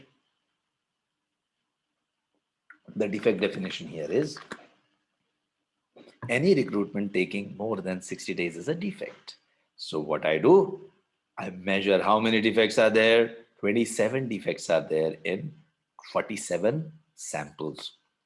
I convert this into DPMO, defects per million opportunities. So there's a way of calculating the sigma level.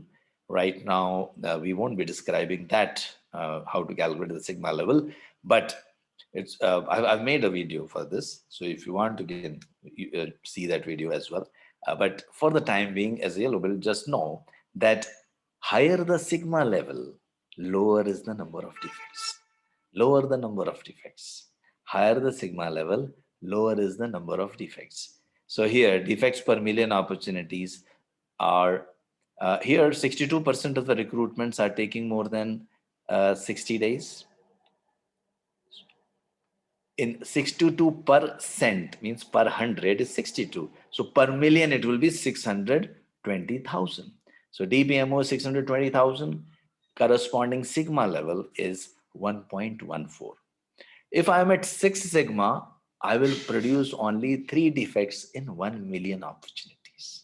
If I am at 6 sigma, I will produce only 3 defects. But let me tell you, you don't have to target every time 6 sigma.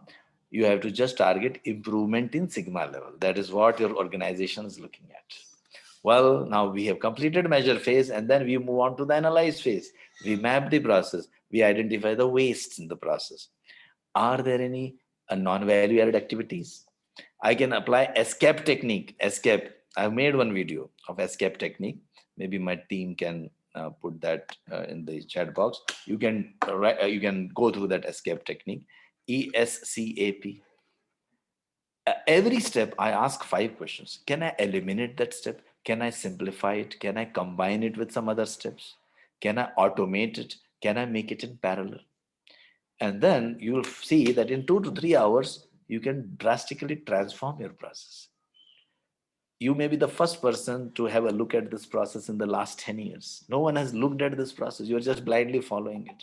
So remove the non-value added activities. Do an ESCAP technique. Then also you can do a cause and effect diagram. Invite all the people from the process. Tell them to list down all the possible causes which they can think of, which is responsible for high recruitment cycle time. They have listed down so many causes on a post-it note. Now they have used man, machine, material method. They have clubbed the similar causes together. We call it as affinity technique. So they have clubbed the similar causes together and put it in one branch. And then they have voted for those causes. So based on their voting, we arrange the causes in the descending order of the votes. Highest votes, upfront CV screening, negotiation process, package and facilities. These are the top performing causes. So we do a Pareto analysis. Pareto means 80% of your problems are due to 20% of the causes. So you have listed, let's say 20 causes here. 20% of 20 causes are 4. So top 4, the 16, 17 are not listed here. So 20 out of 20 causes which you had listed there, 20% of the 20 means how much? 4. So 4 are responsible for 80% of my delay. So what I will do a Pareto analysis. This Pareto, how to do, I show it in my green belt, black belt training program. We also give you a tool called Minitab. And we can use this Minitab. Everyone can use this Minitab software. In one of the previous trainings, my team will send you the link. I have done a Minitab analysis. So if you are interested in learning about the Minitab analysis, you can have a look at that training as well. So Pareto, I did a Pareto. 80% of my problems is due to these top 4 causes. So now I can brainstorm on those causes. I use different techniques. We learn some techniques like round robin, 635 technique. 635 means 6 people write 3 ideas in 5 minutes, then exchange their notes, and they look at each other's ideas, further build on those ideas. You generate lots of ideas. So we'll teach you lots of tools and techniques of brainstorming also in our green belt and black belt training programs. Then after that, for each root cause, we list down all the possible solutions. So we have generated the solutions. Once we have listed down all the generated solutions, we implement them. We do a pilot first, and then once pilot is done, once the implementation done, then we see the improvements. But we would like to say this is the improve phase. So define, measure, analyze. In the analysis, we got the root causes. Once we got the root causes, now we have improved the process. But don't worry to sustain the gains, because there is no point in improving just for 2 to 3 months. You should be able to sustain the gains. So once you are able to sustain the gains, then only the real benefit will be incurred in the organization. So you put some control systems like checklists, reviews, control charts. I showed you example of lower control limit, upper control limit. We call it as control charts. So you can put some control charts in place, and that's what they have done. And then finally, 62% of the recruitment is taking more than 60 days. Now only 15% are taking more than 60 days. This was a very simple project. I had shown it to you based on the time limitation, but I hope you got some idea about DMAC. Okay, now let me go back to my presentation.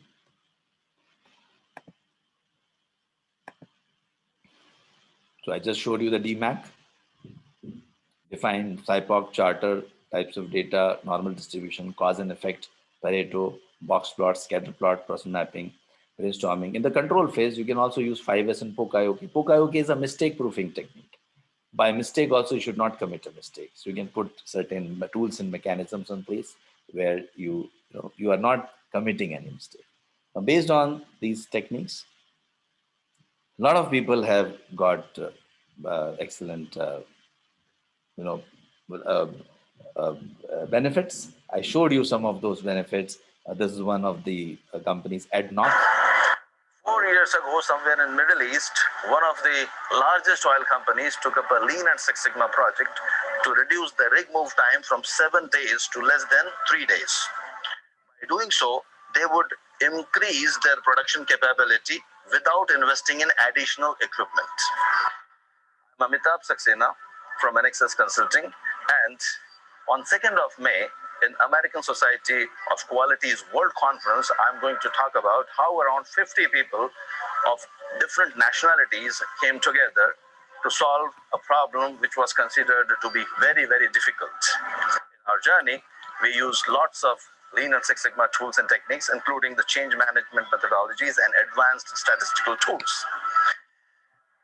In our 10 years of existence, our company has completed many projects, but this project still stands tall amongst all of them, just like Burj Khalifa. So a little bit of drama there. Bank Muscat also we have done it. I'm not going to show you the video here, but we have done lots of projects there, and we helped them to reach the #1 bank. It's not that we did it, but they already were reaching, and we helped them to reach that stage. Then we have got Deputy Health Minister of Saudi Arabia giving some credentials. Well, I will just proceed in the interest of time. I'll not be able to show you all the credentials, but just to tell you, ask you one question. Would you like to become one of the most valuable person in the company by applying process improvement statistical tools and techniques? Just let me know. I'll tell you some more things. So Rishikesh is telling yes. Okay. Abhilash is also telling. Gurpreet is telling. Franklin. Oh, so many people. Now, let me tell you how to do that. I'll tell you how to become. So, I conduct training programs as per your convenience. So, we have training programs on, for Middle East, we have Fridays and Saturdays, and for rest of the world, we have Saturdays and Sundays. So, I'm starting a batch on 23rd April on Friday and Saturday. Friday, Saturday's batch on 23rd April. And Saturday, Sunday batches, I'm starting on 24th April. If you don't have time on weekends, then you can, what you can do, you can attend our weekday batch. Weekday batch, I'm starting on 26th April. One is in the morning. If you want to attend morning batch, you can attend morning, or you can attend in the evening batch. So timings are, will be given to you depending on the country. I have not written down all the timings here. You will be able to get rid of inability to do anything if you face a problem. You will be looking for problems if you become a green belt and black belt. You will not keep waiting for promotion, it will come to you. And you will not even depend on a job, because after you become an experienced black belt, you can start consulting. Master black belt you can start conducting training programs like me. And I have trained many master black belts, like more than 500 master black belts I have trained who are conducting training programs like me. You'll be able to reduce the cost, improve the quality, become a problem solver, consult your own organization, start on your own. A typical project saves around $100,000 and sometimes or 50 lakh rupees. So get a salary hike of 20 to 50% in salaries. Really, really, it's value. Just maybe not enough time, but he's the CEO of King Edward's Hospital in UK. Anyway, due to lack of time, these credentials are available on our website, and you can just have a look at them. Maybe I'll just proceed further. Some more credentials from in this is from Oman. So, so I'm just anyway, these all credentials are available. We have done really good work, and you will be able to get a lot of idea what Lean Six Sigma can do. We are accredited training organization of IASSC. We'll be giving you 30, or in fact now 50 projects from various industries: manufacturing, services, IT, healthcare. So many projects we'll be giving it to you, and we have got. Just wanted to know you, ask you if time was not a constraint. So let me ask you one question, and if it's a poll, so if you can just participate in the poll. So if time was not a constraint and if money was not a constraint, so would you like to become a green belt or a black belt or a master black belt even? I also do project management training, by the way, PMP training. We are also accredited organization of PMI. So if you are interested in PMP training, we have got a very excellent offer. You can do all the 3 trainings, green belt, black belt, and project management, and you can claim, you can get a lot of discounts also. So I'll talk about the discounts, etc. Due to lack of time, I'll not be telling you whole details, but very briefly. So a lot of discounts you will be getting. So almost 90 or 100% are interested. Okay, that's really good. Okay, so if you're so much interested, I will be happy to welcome you to our training programs. So please join our training programs, choose your badge, and of course, everything, like whole team is working hard to deliver these programs. So earlier our prices were very high, but now we have reduced it drastically.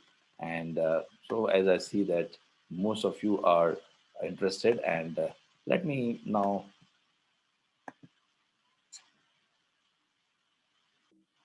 tell you about ourselves. We are really good, one of the best organizations in the world. With confidence, I can tell you why.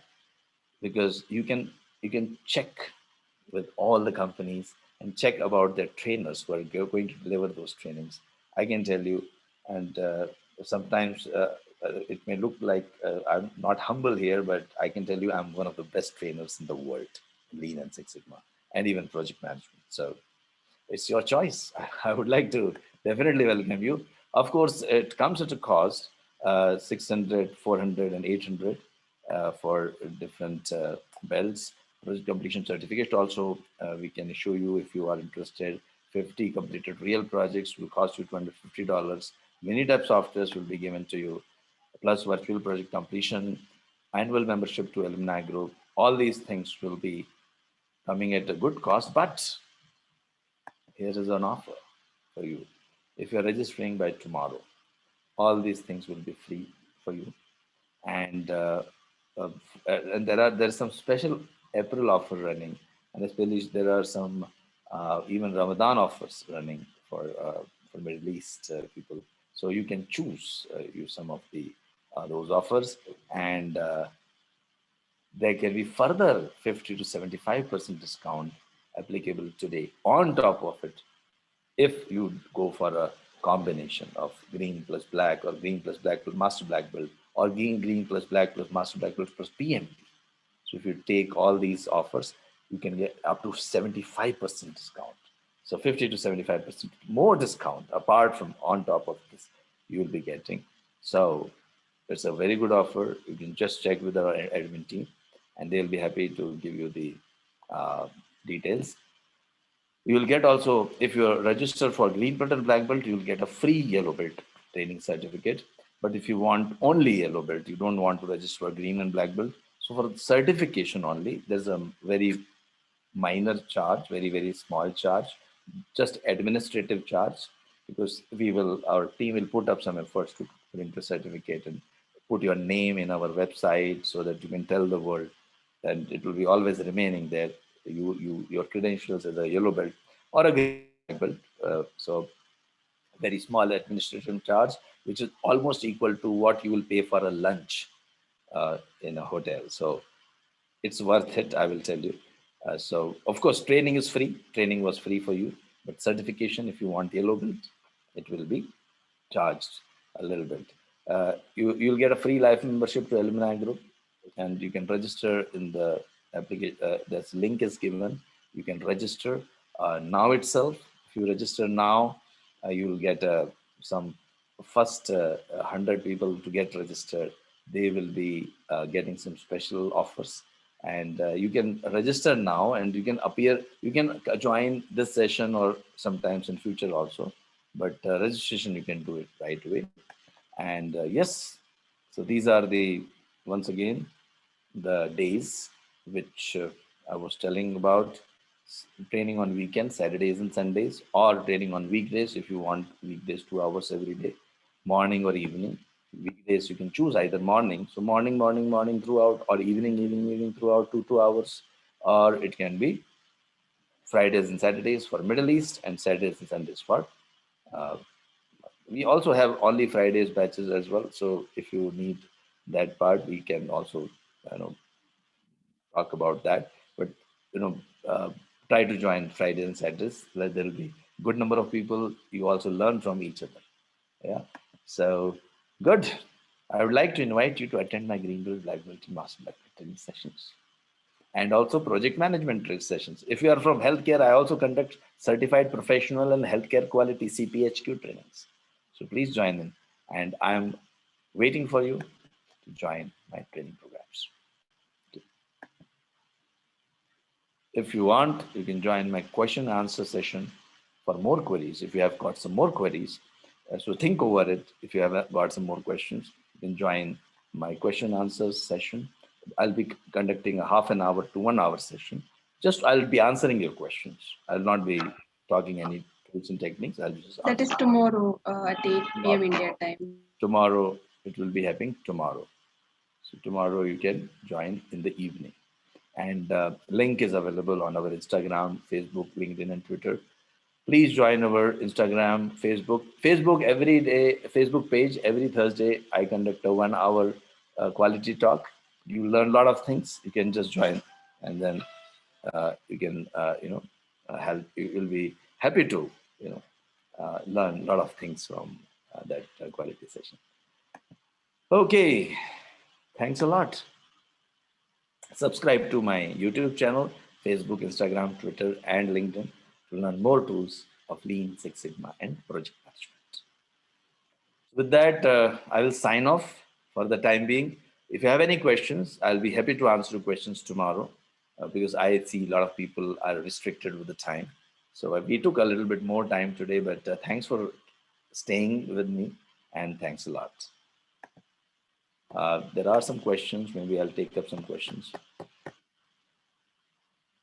Difference between PDCA and DMAC procedure. So PDCA, Plan, Do, Check, Act. Plan, Do, Check, Act is applicable everywhere. Whatever you do, you can plan, then do, then check whether you're doing properly or not, and act. So PDCA is a way of doing things. DMAC is improving a thing, like keeping a goal in mind and doing scatter plots, box plot. I did not show you a lot of tools like FMEA, failure modes and effects analysis, all these things, failure modes and effects analysis. If you are interested, my team will put a link, FMEA. You can learn about FMEA. My team will put a link and you can learn what is FMEA. So a lot of tools and techniques, more tools and techniques are used in DMAC. It is a more data-oriented approach. PDCA is an approach for doing anything. When you are doing something, plan. So first you plan, then do. If you check whether you are achieving your objective or not. If not, change the way you are doing. That is PDCA. Okay. And yeah, so when you attend my training program, you will be you will be appearing for an exam in green belt, black belt, and we give the passing guarantee. You'll be getting a certificate from Anexas Europe, and this Anexas Europe certificate is valid worldwide. We are accredited organization of so many certifying bodies. So whatever you are going to learn from us, it will be first, knowledge is important. You'll be getting best of the best knowledge. And the certification also is valid worldwide. So our certification is right now valid in almost all the countries, almost every country. The certification is a certification. So, and we are very well known in Lean Six Sigma. That I think most of you know. What is best, PMP or Six Sigma? So project management is about doing any project, large project, big projects, depends on what you want to achieve. Most of the people do both. Lean and Six Sigma is about improving. Project management is about managing any project. So managing any project, like constructing a building. So you can use project management tools there, but the tools and techniques differ. Yeah. So Lean Six Sigma is applicable to all industries, on all processes. Operations people definitely would love to have a Six Sigma certification. People who are involved in large projects, they would love to have both certifications, project management as well as Six Sigma. So it depends on what, but both are different and both are recommended.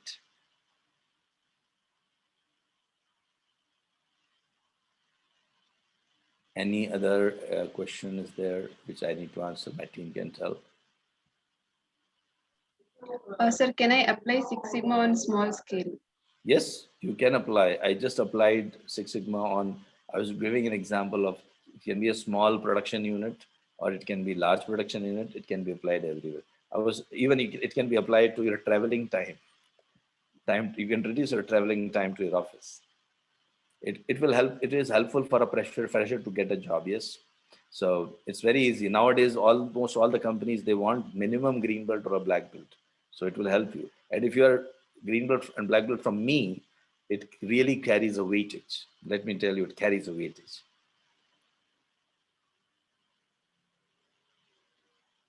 Can I be assured that after training I can clear IASS certification first Yes, attempt? definitely you can. We'll give you a lot of mock exams, and you can definitely, your 95% chance, 98% I would say, chance of passing the exam. Yeah, that is definitely in. And if you don't pass the exam, see, if it's Anexas Europe certification, you can appear for one more time. The exam cost is included in our Anexas Europe certification. Please remember, Anexas Europe certification exam cost is included in our training program, and all of you will be a certified green belt or a black belt or a master black belt. This exam is conducted. What I'm doing the training is conducted by Anexas Europe, and you will be getting the certificate from Anexas Europe. But if you want to get a certificate from some more other certifying body, although we are affiliated and our project is valid, our certificate is valid everywhere. But if you want to appear for some certificate accrediting body, we can also help you to achieve that. That is a separate procedure for that. So training remains the same. We are following exactly the same training module. Training module remains the same worldwide for all Lean Six Sigma trainings. But for some people would like to appear for some more certification exams, depending on which country you are from. So additional certification also you can achieve, but for that you'll have to pay that certifying fee and etc. To that organization. But our training will help you to achieve that. Yeah. But it is not required. Most of the organizations I showed you, so many organizations, world-renowned organizations, they are going with our certificate, and we exist before these certifying bodies, accreditation bodies. Yeah, we are there in the industry much before the accrediting body came into picture. So our certificate is really worth it. But that doesn't stop you from going for some more accreditations. But take the training from us. Yeah, take the training from us. Take our certificate as well, and keep on adding to your certificates. Are we need to do first green Can I belt? jump? Sorry, can I jump to straight to black belt? Yes, green belt, but you have to do green belt then black belt, because in black belt you have to have a green belt knowledge. So when you join a black belt only, if you are not a green belt already, then you will have to undergo the green and black. You can do a green plus black plus master black belt also at one go. Yeah, what was the next question you're telling? Same, it is green black belt, master black belt. Can I go directly to master black? Yes, you can go directly. How value it adds to health and safety manager. So I have made a health and safety video. Maybe my team can play that after I stop. So health and safety manager, right? I've made it in health and safety. What is the how it is applicable? My team will play that. I'm a student. Can I pursue Six Sigma certification now itself before getting into the industry? Absolutely, yes. So for students, I have made a video, so I'll play that video also. You'll get all your answers in that video. So students and the health and safety, right? Yeah. So I'll give an answer. We keep getting these questions and have made videos for all the. I have answered all these questions in the videos. Yes. Uh, so please play those videos. I think apart from that, there are no other questions.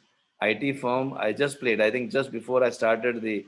Uh, so IT, one more time we'll play IT, how it is helpful to IT people. One more time we'll see. You can reduce your coding time. You can reduce the project delays. You can reduce the errors. You reduce the customer complaints. You can reduce so many things.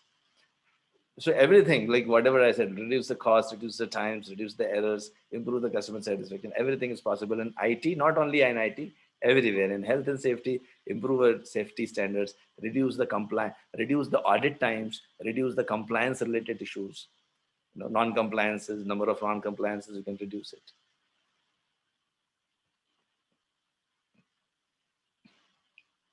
Business process management. See, business process management is just managing the process.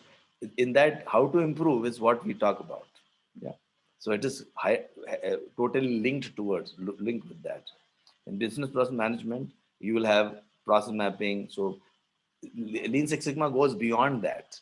Includes whatever is there in business process management. Beyond that, it also includes other tools and techniques. What is the Yeah, you can PPP take training a program requirements? along with education. Yes, pursuing MBA finance, you can definitely. I'm an MBA finance. Yeah, thank you. Thanks a lot. I think I'll take leave. If you have any questions tomorrow, I'll be able to answer. I'll play those 3 videos for safety, IT, and the one students. I think we'll play that video for to answer those questions. My team is ready with the videos. Just let me know. Yeah. Sigma be applied? Can Lean and Six Sigma be applied to occupational health and safety? The answer is yes. How? By addressing safety in the tactical and strategic planning. Now, what do I mean by that? See, every organization has got a vision for safety, to enhance the safety, to reduce the lost time accidents, to reduce the injuries, and of course, the associated pain with injuries. Now, these are the results organization wants. Rather than focusing on the results, why not focus on the processes and inputs? There's a tool called SIPOC, supplier, input, process, output, and customer. So rather than just focusing on the output, that is improving the safety, which is important too, you have to focus on the processes and inputs, which is writing the proper standard operating procedures, building safety into the design of the project, and taking care when you write the specifications of the materials so that the result is enhanced safety. By using Lean and Six Sigma, you can improve the safety audit process by reducing the time taken to complete the audits, by reducing the time taken to close the non-conformances, and also, in fact, reduce the non-conformances themselves. This will address the needs of all the stakeholders and create a holistic and integrated approach towards managing safety. So on that note, of course, some more videos to answer your questions are being played. I will just say goodbye to everyone, and it was nice talking to you, and it was a pleasure to conduct this session. So thanks a lot, and keep enjoying learning Lean and Six Sigma. Those tools and techniques are available to you on my video channels. You can always have a look at them, and join my formal training program. I'm waiting for you. Thanks a lot. Please play the other videos my team can. Many times students ask why they should be doing a green belt certification. In fact, there are a lot of benefits, but let me talk about top 3 benefits. First of all, this will increase your employability. That means when you are a green belt certified student, you are able to improve any process in any industry, and which organization, which employer would not like to have a person who can do this. So that is one thing. Second is, of course, this adds on to your qualification, a certification, and any knowledge is going to be useful and it is going to be beneficial to you in the long run.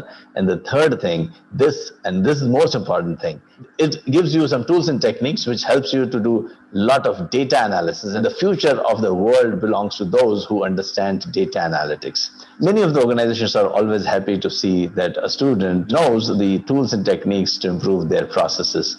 This will really have a positive impact on the recruiters. As an undergraduate student, if you have some more questions, please write in the comment box and I'll be happy to answer these questions in my video.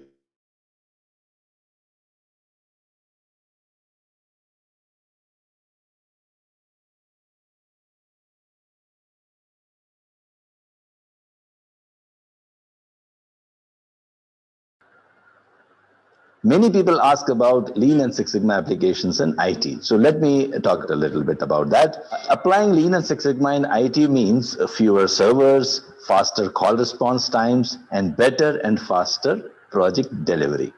On the number side, Six Sigma provides CIOs with an objective, measurable way to justify technology investments. And on the other side, it serves as a judgment-free common language between IT and other project stakeholders within the organization.